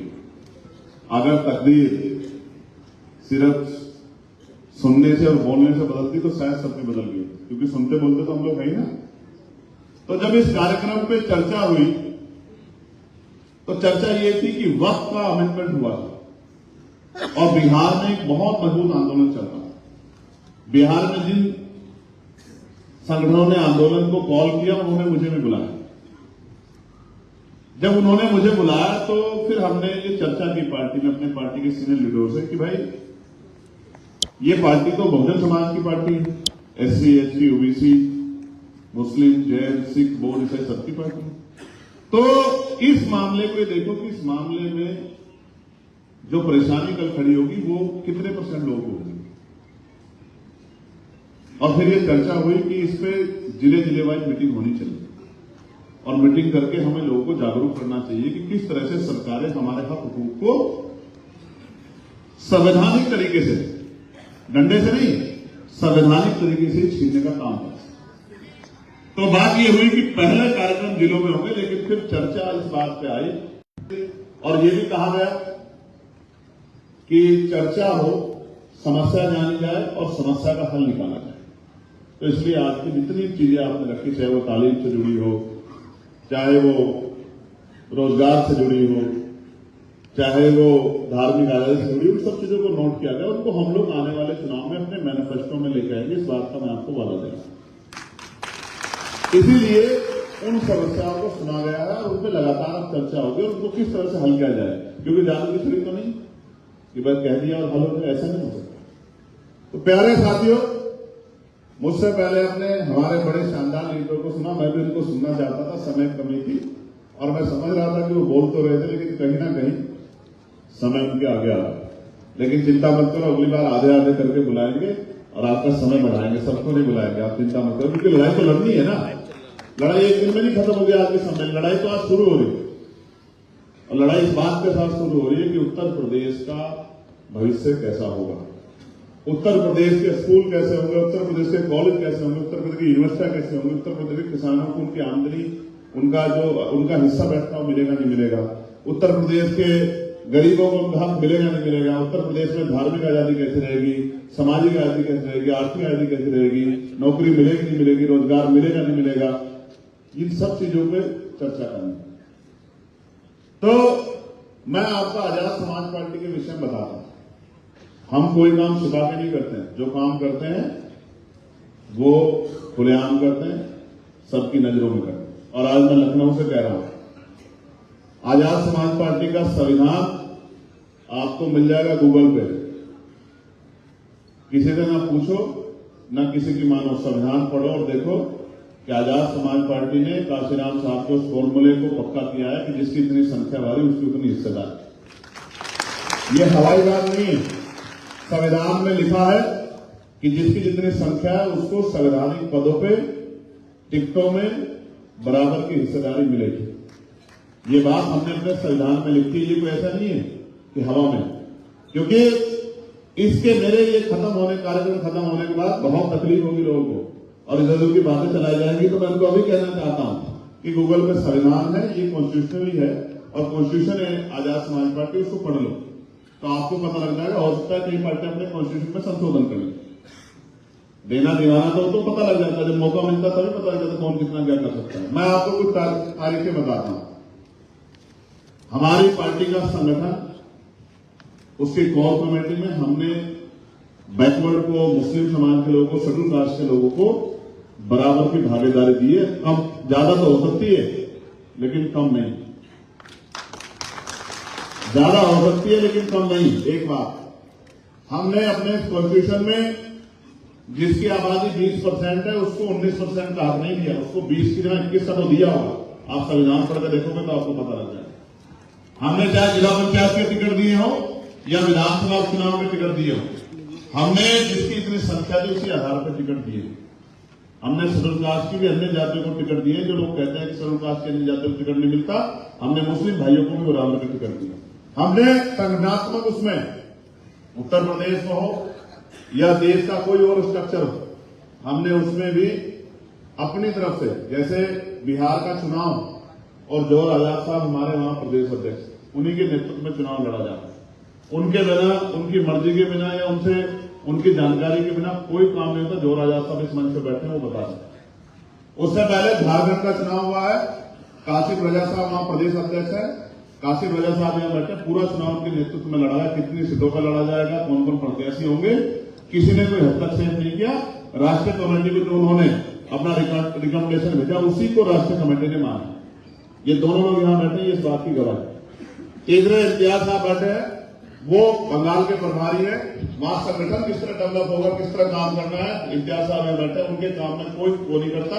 वो राष्ट्रीय कमेटी सलाह करते हैं, काम अपने आप करते हैं और पूरा काम वहां लगातार चल रहा है। ये बात मैंने आपको इसलिए बताई। अब सुल्तान साहब बैठे हमारे छोटे भाई, वो युवा के प्रदेश अध्यक्ष हैं। हालांकि मेरी नजरों में उनके संघर्ष उनका कद बहुत बड़ा है। उनको युवा की जिम्मेदारी दी है और वो उनको पूरी छूट दी है कि जहां भी गरीबों पे, किसानों पे, दलितों पे, पिछड़ों पे, मुसलमानों पे जुल्म हो, आप जाके हक की आवाज उठाओ और चिंता मत करना, पूरी पार्टी आपके साथ खड़ी। ये हमने अपनी पार्टी का स्ट्रक्चर बनाया। इसमें हमने अभी तो एक सम्मेलन हुआ है, अभी तो चिंता मत करो, पिछड़े वर्ग का भी सम्मेलन होगा, आप देखते जाओ। अभी तो दलित समाज के अन्य जातियों का भी सम्मेलन होगा, अभी शुरू किया। अभी तो पिछली बार उत्तर प्रदेश में आए थे, तारीख थी 1 जून और दिन था अध्यक्ष संघ की स्थापना दिवस का। एक कार्यक्रम नहीं झेल पाया, अभी तो शुरू किया, अभी देखते जाओ। अब तो पूरे उत्तर प्रदेश में गली गली जाएंगे, घर घर जाएंगे, लोगों को जगाएंगे, अपनी बात रखेंगे, लोगों को विश्वास ही देंगे। नगीना के लोग यहाँ बैठे हैं, मैं दिल से धन्यवाद करूंगा नगीना के लोगों का, लेकिन नगीना के लोग यहाँ बैठे हैं, गवाही दे सकते हैं कि हमारी लोकसभा में किसी गरीब पर जुल्म करने की हिम्मत किसी शासन प्रशासन के अधिकारियों में नहीं है। इस बात की गवाही नगीना के लोग दे सकते हैं। और नगीना के जो भी मसला होते हैं, जो भी मामले होते हैं, जो भी परेशानी आती है, जितने भी चाहे कितने बड़े अधिकारी जुड़े हो, सब मामलों को हम लोग बैठ के 4-4, 5-5 दिन बैठ के उसको संभालने का काम करते हैं, उसमें न्याय दिलाने का काम करते हैं। ये भी किसी से छुपावा नहीं। हमने अपने संगठन में नीचे से लेकर आज तो हमने सिर्फ जिले से कुछ पदाधिकारियों को बुलाया जो संगठन में दायित्व पे है। उनको इसलिए बताया कि उनको बुलाया कि उनको पता लगे कि उनका संगठन कितनी तेजी से काम कर रहा है, क्या काम कर रहा है। इसलिए ये जो हमला संविधान पे अभी सरकार ने किया था, उसके खिलाफ ये चर्चा थी जो संवाद के रूप में बदली। और अभी संवाद हुआ है, अभी संघर्ष होगा। क्या होगा? जोर से बताओ। मेरी अकेले की आवाज मुझे ज्यादा। अनस भाई क्या होगा बताओ, भाई क्या होगा बताओ। अभी तो संघर्ष होगा। ये आजाद भारत है, ये गुलाम भारत नहीं। आजाद भारत में लोकतांत्रिक व्यवस्था संविधान है। गुलाम भारत में राजतंत्र था, रानी के पेट से राजा तैयार पैदा होता था और चुनाव नहीं होते थे। राजा के परिवार में जो व्यक्ति पैदा होता तो वही दूसरा राजा बनेगा, यही तय होता। लेकिन तकलीफ के साथ कहना पड़ रहा है कि आज भी बहुत बड़ी आबादी राजतंत्र की तरह ही जी। कुछ उनमें से ऐसे हैं जो अपने आप को मालिक समझते हैं, कुछ लोग ऐसे हैं जो अपने आप को गुलाम समझते हैं। वो गुलामी की बेड़ियां नहीं काट पा रहे। राजतंत्र में लाठी, तलवारें, भाले, बंदूकें, तोपे चलती थी, हजारों हजारों लोगों की जान जाती थी। लेकिन भारत के संविधान ने इतनी सुंदर व्यवस्था की है, न लाठी चलाना, बंदूक चलाना, न तोप चलाना, न किसी को बुरा कहना, अच्छी बात कह के अपना हम क्या कर सकते हैं समझा के आप इस व्यवस्था में भागीदार हो सकते हैं और खुद को ताकतवर बना सकते हैं। इस लोकतंत्र को समझ लो। इस लोकतंत्र का फॉर्मूला ये है, जनता द्वारा जनता का शासन, यानी कि जिनका वोट होगा उनका राज होगा। और उत्तर प्रदेश देश इस बात का गवाह है, और बिहार में जातिगत गणना हुई थी, आप आंकड़े पता कर लो कि जिनका वोट है उनका राज नहीं। और जब तक आप अपने वोट की अहमियत नहीं समझोगे, आपने जितने मसलात बताए, जितनी समस्या आपने बताई, तालीम की हो, स्कॉलरशिप की हो, धार्मिक आजादी की हो, रोजगार की हो, या और कोई समस्या हो, जुल्म जाति अन्याय की हो, बुलडोजर से लेकर कोई समस्या हो, उसको हल कैसे करोगे जब कुर्सी पे सत्ता में दूसरी पार्टी के लोग बैठे होंगे और कुर्सी पे उनके चहेते अधिकारी बैठे होंगे, डीएमएसएसपी उनके होंगे, डीआईजी आईजी उनके होंगे, एडीजी डीजीपी उनके होंगे, चीफ सेक्रेटरी से लेके और गांव का सेक्रेटरी उनकी बात मानेगा, तो वो आपको न्याय क्यों देंगे? आप बताओ। आप सोच के तो देखो ना। आपकी सारी समस्या मैं मानता हूं ये समस्या, लेकिन समाधान क्या है? लोकतांत्रिक व्यवस्था में जिसके पास राज होगा, जिसके पास कुर्सी होगी, जिसके पास कलम होगा, वही तो योजना बनाएगा, वही तो नीति बनाएगा, वही तो पॉलिसी बनाएगा, वही तो लागू कराएगा। अब मैं कह रहा हूं कि हमने सब कुछ तैयार कर लिया और वोट हमने अपना संगठित नहीं किया, वोट को हमने इधर उधर बखेर दिया और परिणाम हमारे खिलाफ आए, और दूसरी पार्टी के साथ सत्ता में है, ऐसी पार्टी सत्ता में आनी तो वो आपको क्या बांटेगी? मिठाई? आपके बच्चों को तालीम देगी? आपको स्कॉलरशिप देगी? आपको सम्मान देगी? वो तो लठी मारेगी ना भाई। वो तो वोट इस बात में मांग रहे हैं कि आप हमें वोट देते हो, हम इनको लठ मार देंगे। आप समझो, मैं तो खादिम साहब बैठे, मैंने देख लिया उनको। अगर मुसलमान, मैं सच कह रहा हूं, बीजेपी को वोट देने लग जाए इस देश में, मैं सच कह रहा हूं, इस देश में भारतीय जनता पार्टी सबसे नीचे दर्जे की पार्टी हो जाएगी। वो इसी नाम पे वोट मांग रहे हैं जो सत्ता में बैठे हैं इस समय, जिनसे मुकाबला है। मैं किसी और दल पे बात नहीं करना चाहता, मैं तो सत्ता से बात करना चाहता हूं, और इसलिए नहीं करना चाहता क्योंकि उनकी हमारी लड़ाई नहीं। ये तो हमारे लोग गुमराह, वरना हमको जिस तरह से उनके बड़े बड़े नेताओं को जो सबसे बुजुर्ग में से खींच खींच के धक्के मार के कोने में कर दिया जाता है ना, उसके बाद भी अगर वो समझना नहीं चाहते, अगर वो अपमान को इज्जत समझ रहे तो मैं क्या कर सकता हूं? इज्जत तो दिखती है, इज्जत इस मंच की गवाही है, इज्जत किसे कहते हैं? वरना आप देख लो, अभी 15 दिन नहीं हुए, ऐसे कौनी मार मार के वहां कोने में ले गए। बताओ लेगे नहीं लेगे? बताओ। तो ये तो दिखती है अपने आप। मैं ये कह रहा हूं, इतनी बड़ी आबादी को नकार के और आप ये कहते हैं कि वो आपको वोट भी देती रहे, ये तो इनकी ईमानदारी है। मैं, हमारे वसीम साहब खड़े हैं और नईम साहब खड़े हैं, मैं कह रहा हूं, नकारात्मक राजनीति आपको इस देश को लेकर डूबेगी। मेरी बात को आप याद, सकारात्मक राजनीति करो। वोट को किसी को हराने के लिए मत दो, वोट को किसी को जिताने के लिए दो, वोट को जीतने के लिए दो, वोट को अपने और अपने बच्चों के भविष्य को ध्यान में रखते दो। अभी तक आप क्या कर रहे हैं? और यही चला रहा है लंबे समय से कि फलानी पार्टी को हराना है, फलानी पार्टी को हराना। मैं आपसे कह रहा हूं, मैं अपनी 70% एनर्जी किसी को हराने के लिए लगा दूं, तो 30% एनर्जी से मेरा कौन सा भला हो जाएगा? हमारी पूरी एनर्जी 5 साल हम लोग जुर्म जाते हैं, अत्याचार सहते हैं, और बाद का 1 महीना हम इस बात पर लगाते हैं कि इसको कौन हरा रहा है। मैं ये कह रहा हूं, जब तक आप कुर्सी पे नहीं बैठोगे, जब तक आपके बच्चे पटवारी, सेक्रेटरी, पुलिस, सीआरपीएफ के जवान, सीएसएफ का जवान, एडीएम, डीएम, एसडीएम नहीं बनेगा, सीओ, एसपी, डीएसपी नहीं बनेगा, एडीजे, डीजे नहीं बनेगा, तो आपको कैसे लगता है कि वो आपका न्याय कर पाएंगे? आज भी तो अधिकारी तो आज भी है या नहीं है? बताओ कुर्सियों पे है या नहीं है? अधिकारी भी है, सरकार भी है, फिर क्यों कह रहे हो कि बुलडोजर चल रहा है? फिर क्यों कह रहे हो अन्याय हो रहा है? क्योंकि जिस सोच के लोग बैठे हैं कुर्सी पे, बाबा साहब अम्बेडकर ने संविधान को सौंपते हुए कहा था कि मुझे शंका कि संविधान कितना भी अच्छा क्यों ना हो, अगर चलाने वाले हाथ अच्छे नहीं होंगे, उनकी नीयत अच्छी नहीं होगी, उनकी नीति नहीं अच्छी होगी, तो अंत संविधान बुरा साबित होगा। उन्होंने कहा संविधान कितना भी बुरा क्यों ना हो, अगर चलाने वाले हाथ अच्छे होंगे, उनकी नीति अच्छी होगी, उनकी नीयत अच्छी होगी, तो अंत संविधान अच्छा साबित होगा। आज ही हमारे सामने मुसलमान के साथ साथ पिछड़े वर्ग के लोग कितने बुरे दौर में आप देखें। कथा कर दी, क्यों साहब आपको पता है कथा कर दी थी इटावा में, तो चोटी काट दी, किस चीज से शुरू किया है? पेशाब से शुरू किया। आप सोचो ये क्या सोच है, ये क्या सोच है?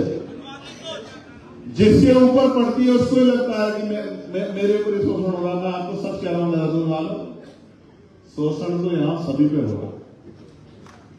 जो सरकार के विचार के साथ नहीं है, चाहे वो अगड़ा हो या पिछड़ा हो या मुसलमान हो या दलित हो या वो कर्मचारी हो या अधिकारी हो, सब शोषण के शिकार हैं।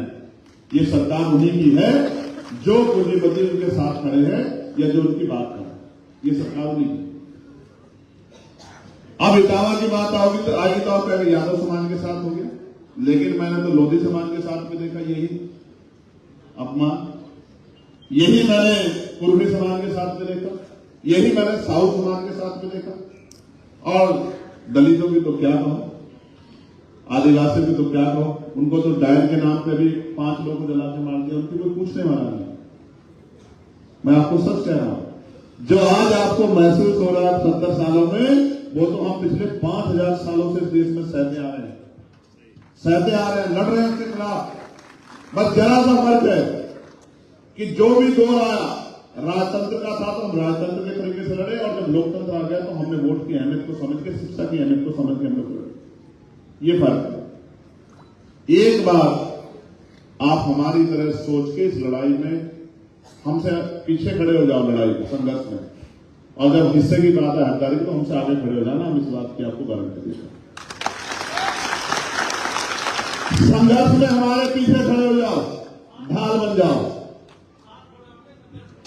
अगर गोली आएगी तो हम खाएंगे, ये नीले पट्टे वाले मैं गारंटी देता हूं। और जब मिठाई आएगी तो आप आगे हो जाना, हम आपका हाथ नहीं पीछेंगे। इस बात का भी मैं आपको विश्वास दिलाता हूं। अम्बेडकरवादी कभी इसे हक नहीं मानते। आज ये महसूस करके देखो, अभी 3 दिन पहले मैं अपने लोकसभा क्षेत्र में था, वहां एक कस्बा धामपुर, और ये मीडिया के माध्यम से जरा लखनऊ में खड़े होकर मुख्यमंत्री जी सवाल है कि धामपुर में चौक पे जो दुकानें थी वो बंद कराई गई, इस बात के साथ कि वो मुसलमानों की दुकानें, जबकि भारत का संविधान इस बात की गारंटी देता है कि धर्म के आधार पर किसी के साथ भेदभाव नहीं हो सकता। आर्टिकल 14-15 इस बात की गवाही देते हैं, इस बात की गारंटी देते हैं, लेकिन वो दुकानें बंद कराई गई, और उसकी नहीं, उस पूरे पश्चिम की दुकानें बंद कराई गई। और अगर वो दुकानें मीट की होती तो मैं भी मान लेता, किसी की भावना हो सकती है, तो मैं भी इसको कहता कि भाई ठीक है बंद करना। हालांकि जिसका रोजगार जाता है पता तो उसको लगता है, जिसके बच्चे भूखे मरते हैं, जिसको पैसे की जरूरत होती है, जो हाथ फैलाता है उसको पता लगता है, सरकार को नहीं लगता है। लेकिन वो दुकानें चाय की थी, वो दुकानें नाई की थी, वो दुकानें छोटे मोटे कारोबार की थी, और उनको इसलिए कह के बंद किया गया कि भाई माहौल खराब है, हालात अच्छे नहीं है। आप तो मुसलमान हो, मुजफ्फरनगर में तो एक हिंदू ही था, उसकी दुकान पे प्याज मिल गया, उसकी दुकान तोड़ दी गई। हमें आपकी परवाह है। मैं ये पूछना चाहता हूं कि आपकी पुलिस क्या कर रही है, आपकी इंटेलिजेंस क्या कर रही है, आपकी कानून व्यवस्था क्या है? अगर आप लोगों की दुकानों की रक्षा नहीं करते, लोगों के कारोबार की रक्षा नहीं करे तो कुर्सी से क्यों चिपक के बैठे हो? कुर्सी छोड़ के दे देते मुख्यमंत्री। अगर आप लोगों को कारोबार की रक्षा नहीं कर सकते, आप संविधान की रक्षा नहीं कर सकते हो, आप न्यायपालिका की रक्षा नहीं कर सकते, आप एक काम तो कर सकते हो कि अगर कोई हक की लड़ाई लड़ने आए तो कुछ लोग जाके पूरे आंदोलन को नाकामयाब कर दे तो आप उन पर लाठी तो चला सकते हैं, उनके गरीब बच्चों में कान पकड़वाकर उनको जेल तो भिजवा सकते हैं। ये बात हम भूलेंगे नहीं। लखनऊ में खड़ा कह रहा हूं मुख्यमंत्री जी, यह न्याय इलाहाबाद का हम भूलेंगे नहीं। इस बात को आप याद रखना। हमारे बच्चों के पीछे पड़ी एक लाठी हमें याद है, वो जख्म आपने उन बच्चों को नहीं दिए, वो जख्म आजाद समाज पार्टी को दिए, अम्बेडकर वादियों को दिए हैं, वो जख्म आपने चंद्रशेखर आजाद को दिए हैं।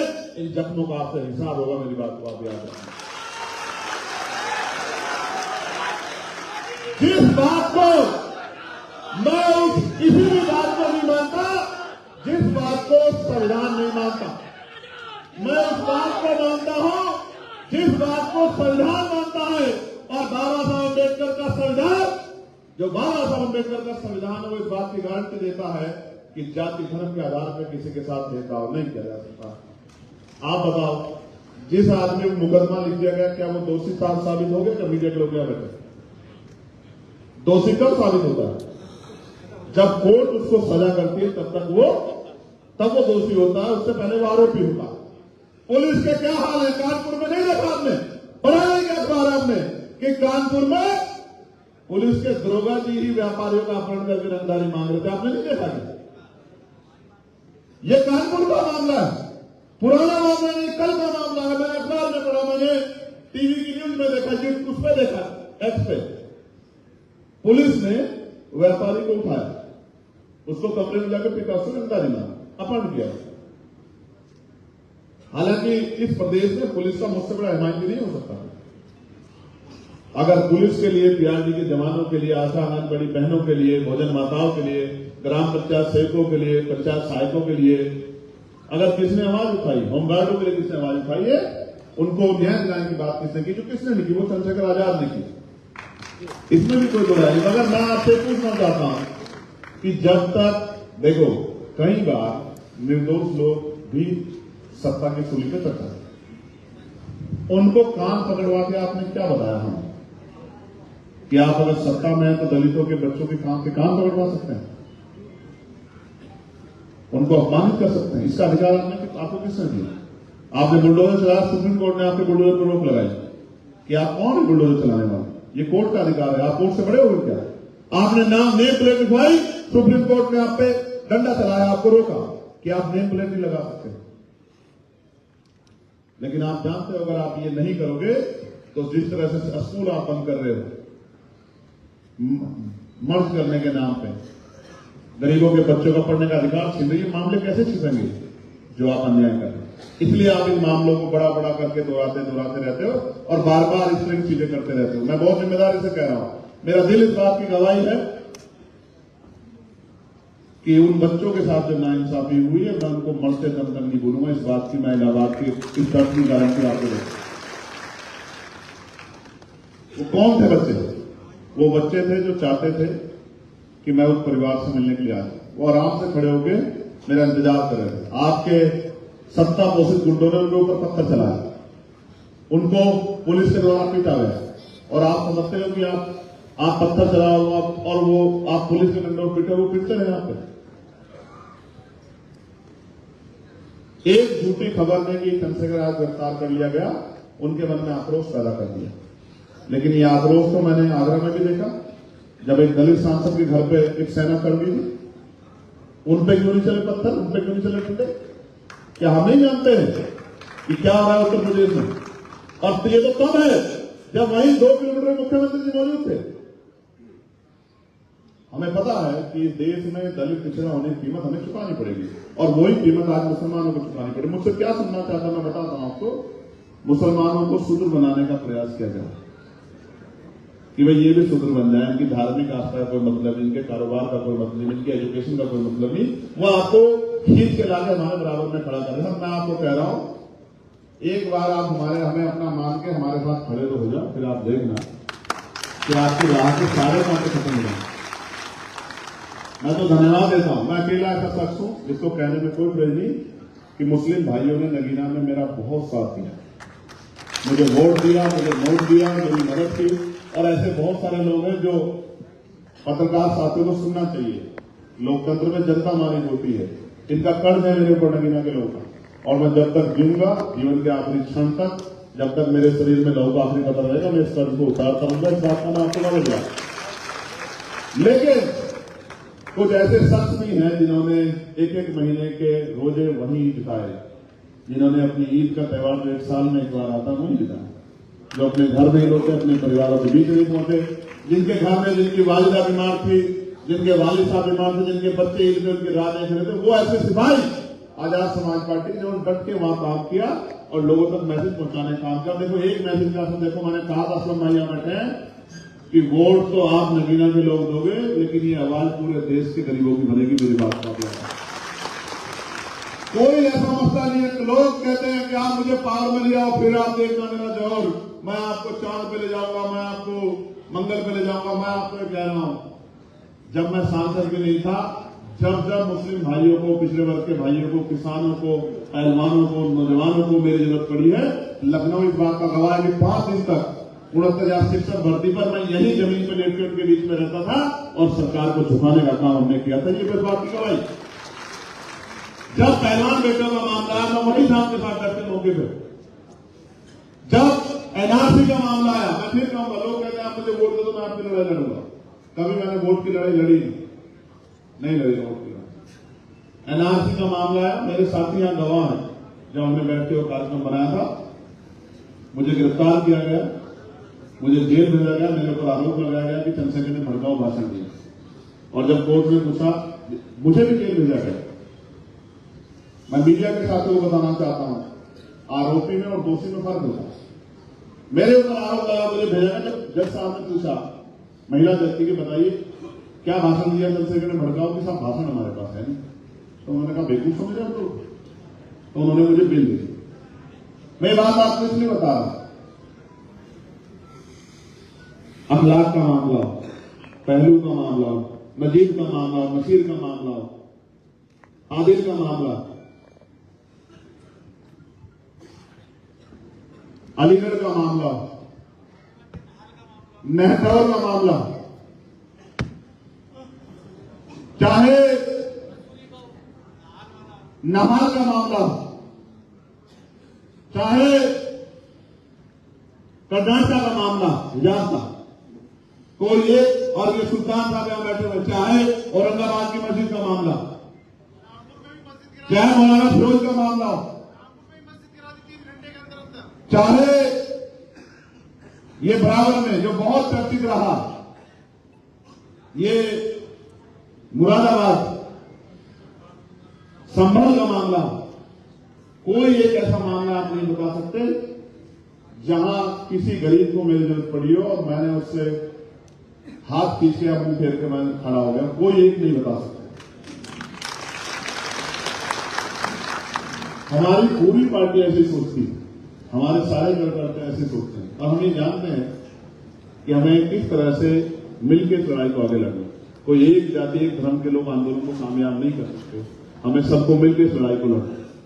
तो आपके मसला जो आपकी समस्या है वो हमारे सामने है, और मैं आपको विश्वास दिलाता हूं, यहां तो आपके जैसा भोला मैंने नहीं देखा है। एक पार्टी ने आपको कहा हम आपको 18% आरक्षण देंगे, और पूरे 5 साल सत्ता में रहे, और 18 की जगह 18 भी नहीं थी, और पूरा बीत गया सब कुछ। और फिर उसके बाद दोबारा चुनाव आया तो फिर देंगे, आइए वोट दीजिए, फिर देंगे, आइए वोट दीजिए। आज मैं इस मंच से माननीय प्रदेश अध्यक्ष जी ये घोषणा करता हूं, आजाद समाज पार्टी सरकार बनाएगी तो एक अकेला मुख्यमंत्री बनेगा, 3 मुख्यमंत्री हम लोग बनाने का। मुस्लिम समाज से, पिछड़े समाज से, पिछड़े समाज से, तरुण कास्ट के लोगों से हमारी पार्टी इस बात की गवाही देती है कि हमारे यहाँ कोई भी राष्ट्रीय अध्यक्ष हो सकता है।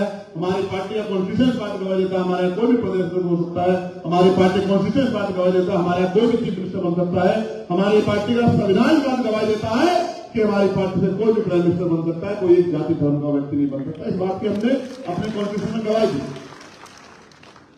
मैं आपका यहां पहुंचने में बहुत धन्यवाद करूंगा, समय बहुत हो गया है। समय बहुत हो गया है।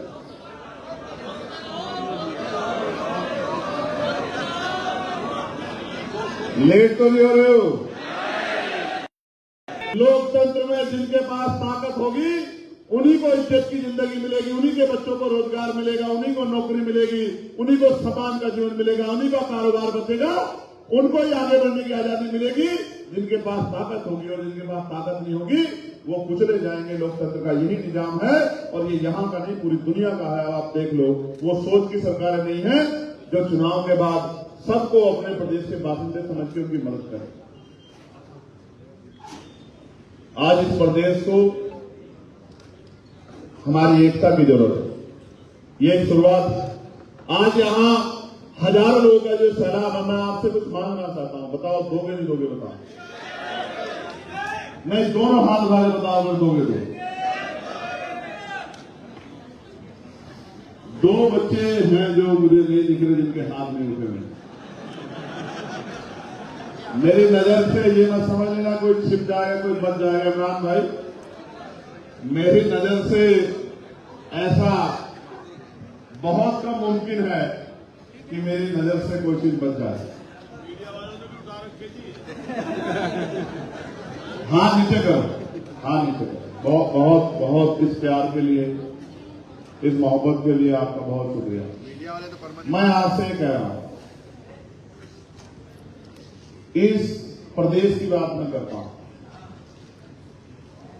स्कूल कहां बनेगा, कॉलेज कहां बनेगा, यूनिवर्सिटी कहां बनेगी, मेडिकल कॉलेज कहां बनेगा, एम्स कहां बनेगा, रोजगार किस डिपार्टमेंट में मिलेगा, नौकरी किस डिपार्टमेंट में मिलेगी, लोन किसको मिलेगा, जमीन किसको मिलेगी, घर किसको मिलेगा, शिक्षा की व्यवस्था कैसी होगी, कानून व्यवस्था कैसी होगी, पेट्रोल के क्या दाम होंगे, डीजल के क्या दाम होंगे, किसको परमिशन मिलेगी, किसको नहीं मिलेगी, ये सब सत्ता तय करती है।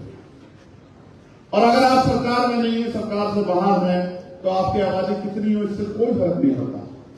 आप 1 लाख लोग सड़क पर निकल जाओ, एक अपने ऊपर हुई FIR नहीं वापस ले सकते, लेकिन आप 1 लाख लोग एकजुट होकर वोट दे दो तो आप अपनी विधानसभा में MLA बना सकते हो। और वो MLA विधानसभा में खड़े होकर एक नहीं हजारों लोगों पर होने वाले अन्याय को रोक सकता।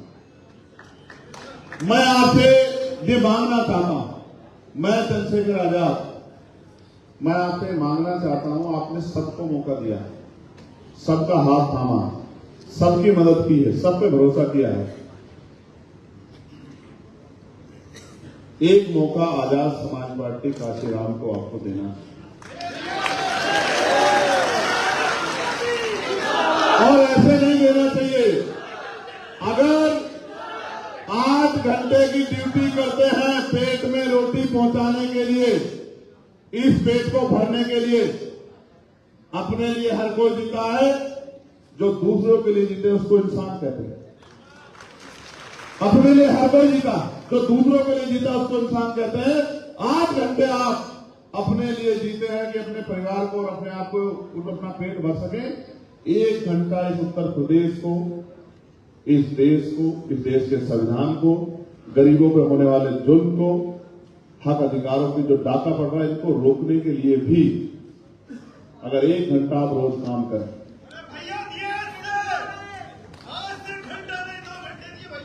आप महसूस करो आपकी जेब में फोन है, इस फोन में 500 नंबर है।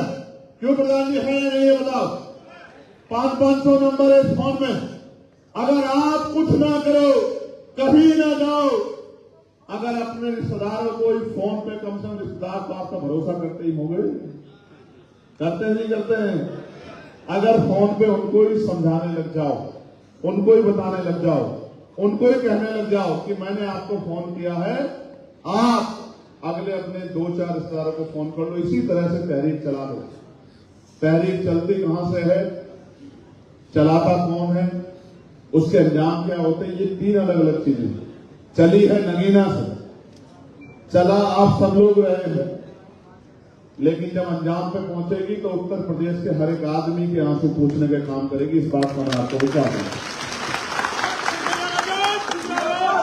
न किसी गरीब पे जुल्म करेंगे और न किसी गरीब पे जुल्म होने देंगे, न किसी को नुकसान पहुंचाएंगे और ना किसी को नुकसान पहुंचाने देंगे।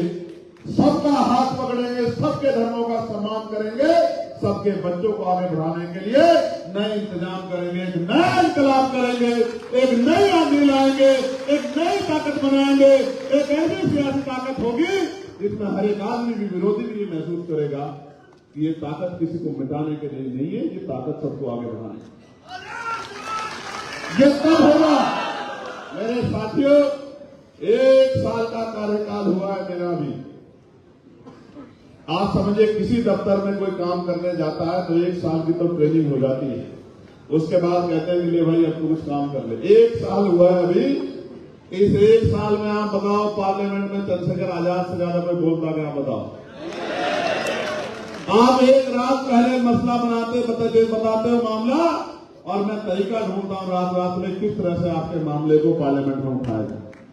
मैं आज आपको कह रहा हूं, इलाहाबाद का मामला हो या अलीगढ़ का मामला हो या नहल का मामला हो या देश में कहीं भी दलितों पे, पिछड़ों पे, गरीबों पे, किसी भी जाति धर्म के लोगों पे, महिलाओं पे, किसानों पे कोई जुल्म हुआ है।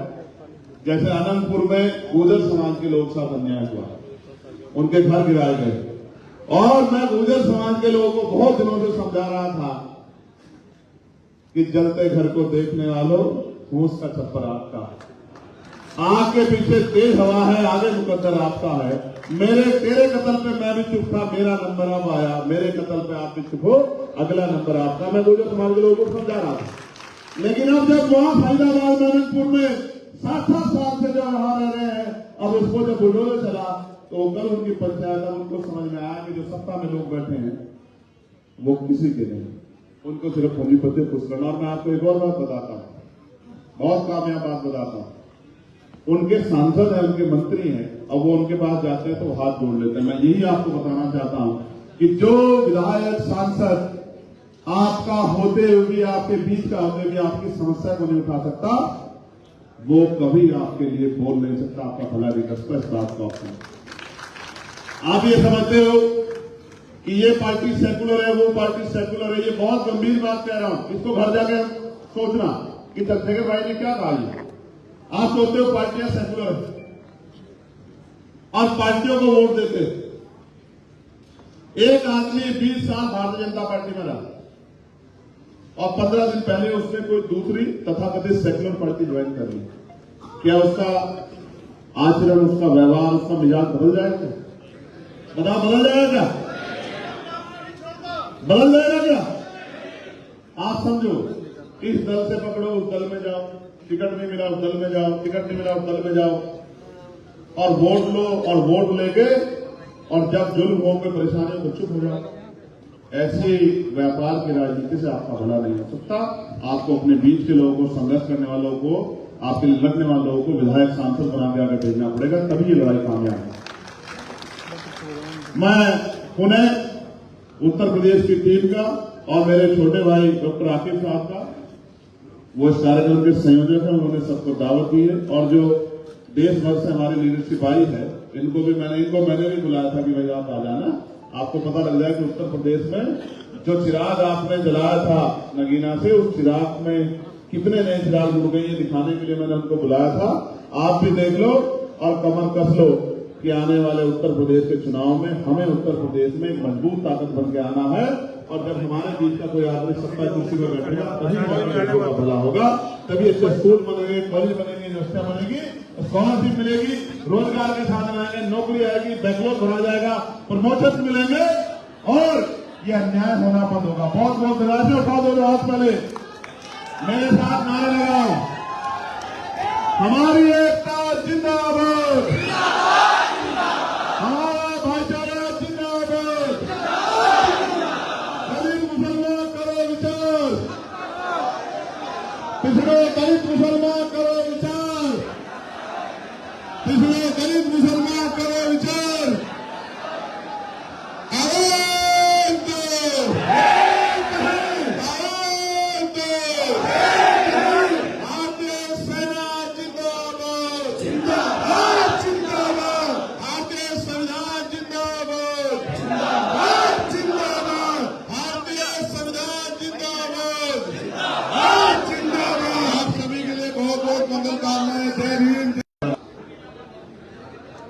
सबसे पहले तो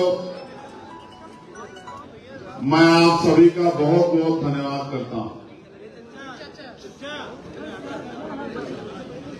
और धन्यवाद इसलिए कि एक लंबा समय हो गया, लगभग 3:30 बज गए हैं और आप लोग अपनी अपनी जगहों पर डटे हुए हैं।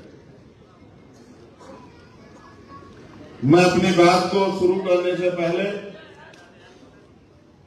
हक वंचित बहुजन समाज में जन्मे सभी संतों, गुरुओं और महान पुरुषों को नमन करता हूं और मैं बार बार कहता हूं कि नमन करने का मेरा कारण यह है कि जब मैं उनके जीवन को देखता हूं तो मुझे एहसास होता है कि अगर ये ना होते तो हम ना होते।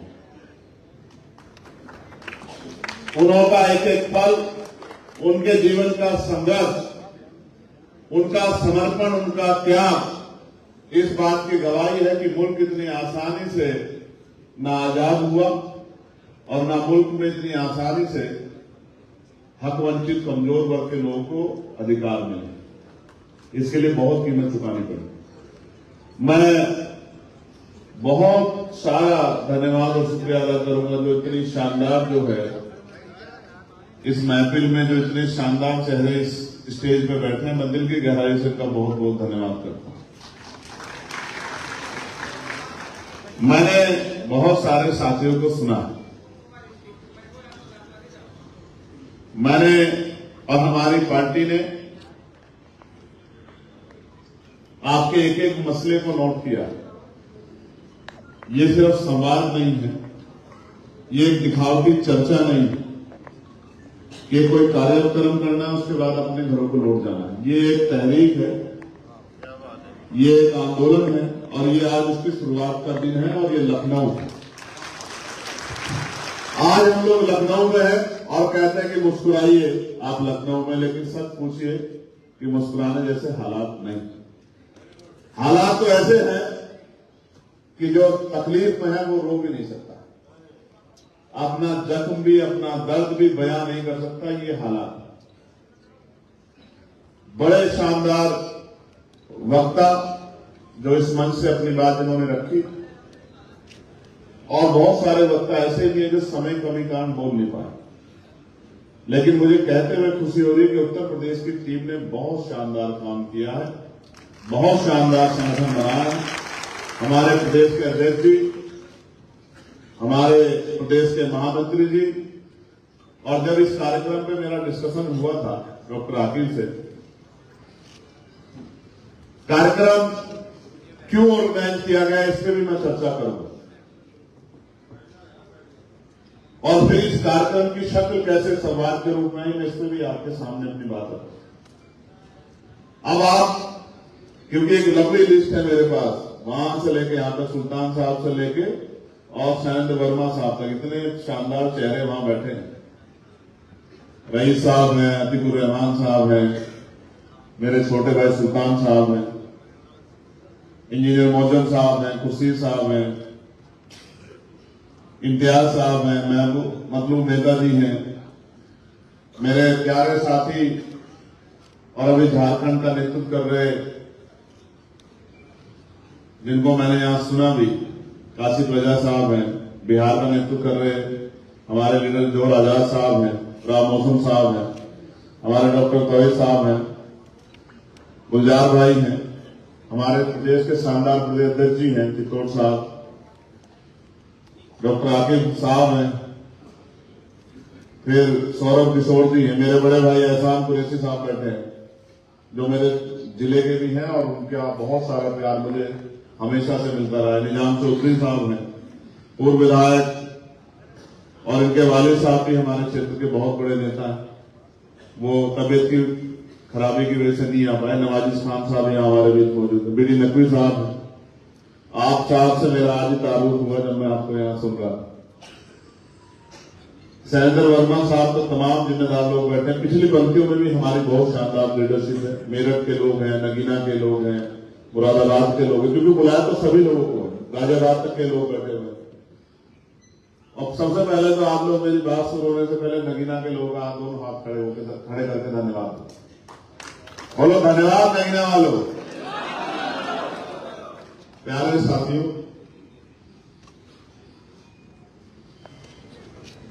यहां की जो लीडरशिप है इस मंडल की, आदिल साहब, सोहेल साहब, जोहर साहब, जुबैर साहब, जुनेर साहब, सावेद साहब, अब्दुल महमूद साहब, रियाज भाई, मुबीन भाई, आरिफ भाई, अनीस गाजी साहब, साहिल खान, दिलावर शेख साहब, किस्मत अली साहब, हमारे सांसद प्रतिनिधि भी यहां मौजूद हैं हमारी लोकसभा के, और हमारे लोकसभा के जिला पंचायत सदस्य और तमाम सीनियर नेता भी यहां मौजूद, सम्मानित पत्रकार साथियों, मैं मेन स्ट्रीम मीडिया के साथियों के साथ, वो भी आज सुबह से कह रहे हैं सर इतना समय किसी का इंतजार नहीं करते हैं, जल्दी बोल लो जल्दी बोल लो। और हमारे छोटे छोटे परिवारों से निकल के आज गांव गली देहात के जरिए असल खबरों पे बहुत बेहतरीन प्रकाश डालने वाले मैं मीडिया के, यूट्यूब मीडिया के साथियों का भी बहुत बहुत धन्यवाद करता हूं कि उन लोगों ने भी कंपटीशन तो बना दिया है, इस बात को तो नकारा नहीं जा सकता।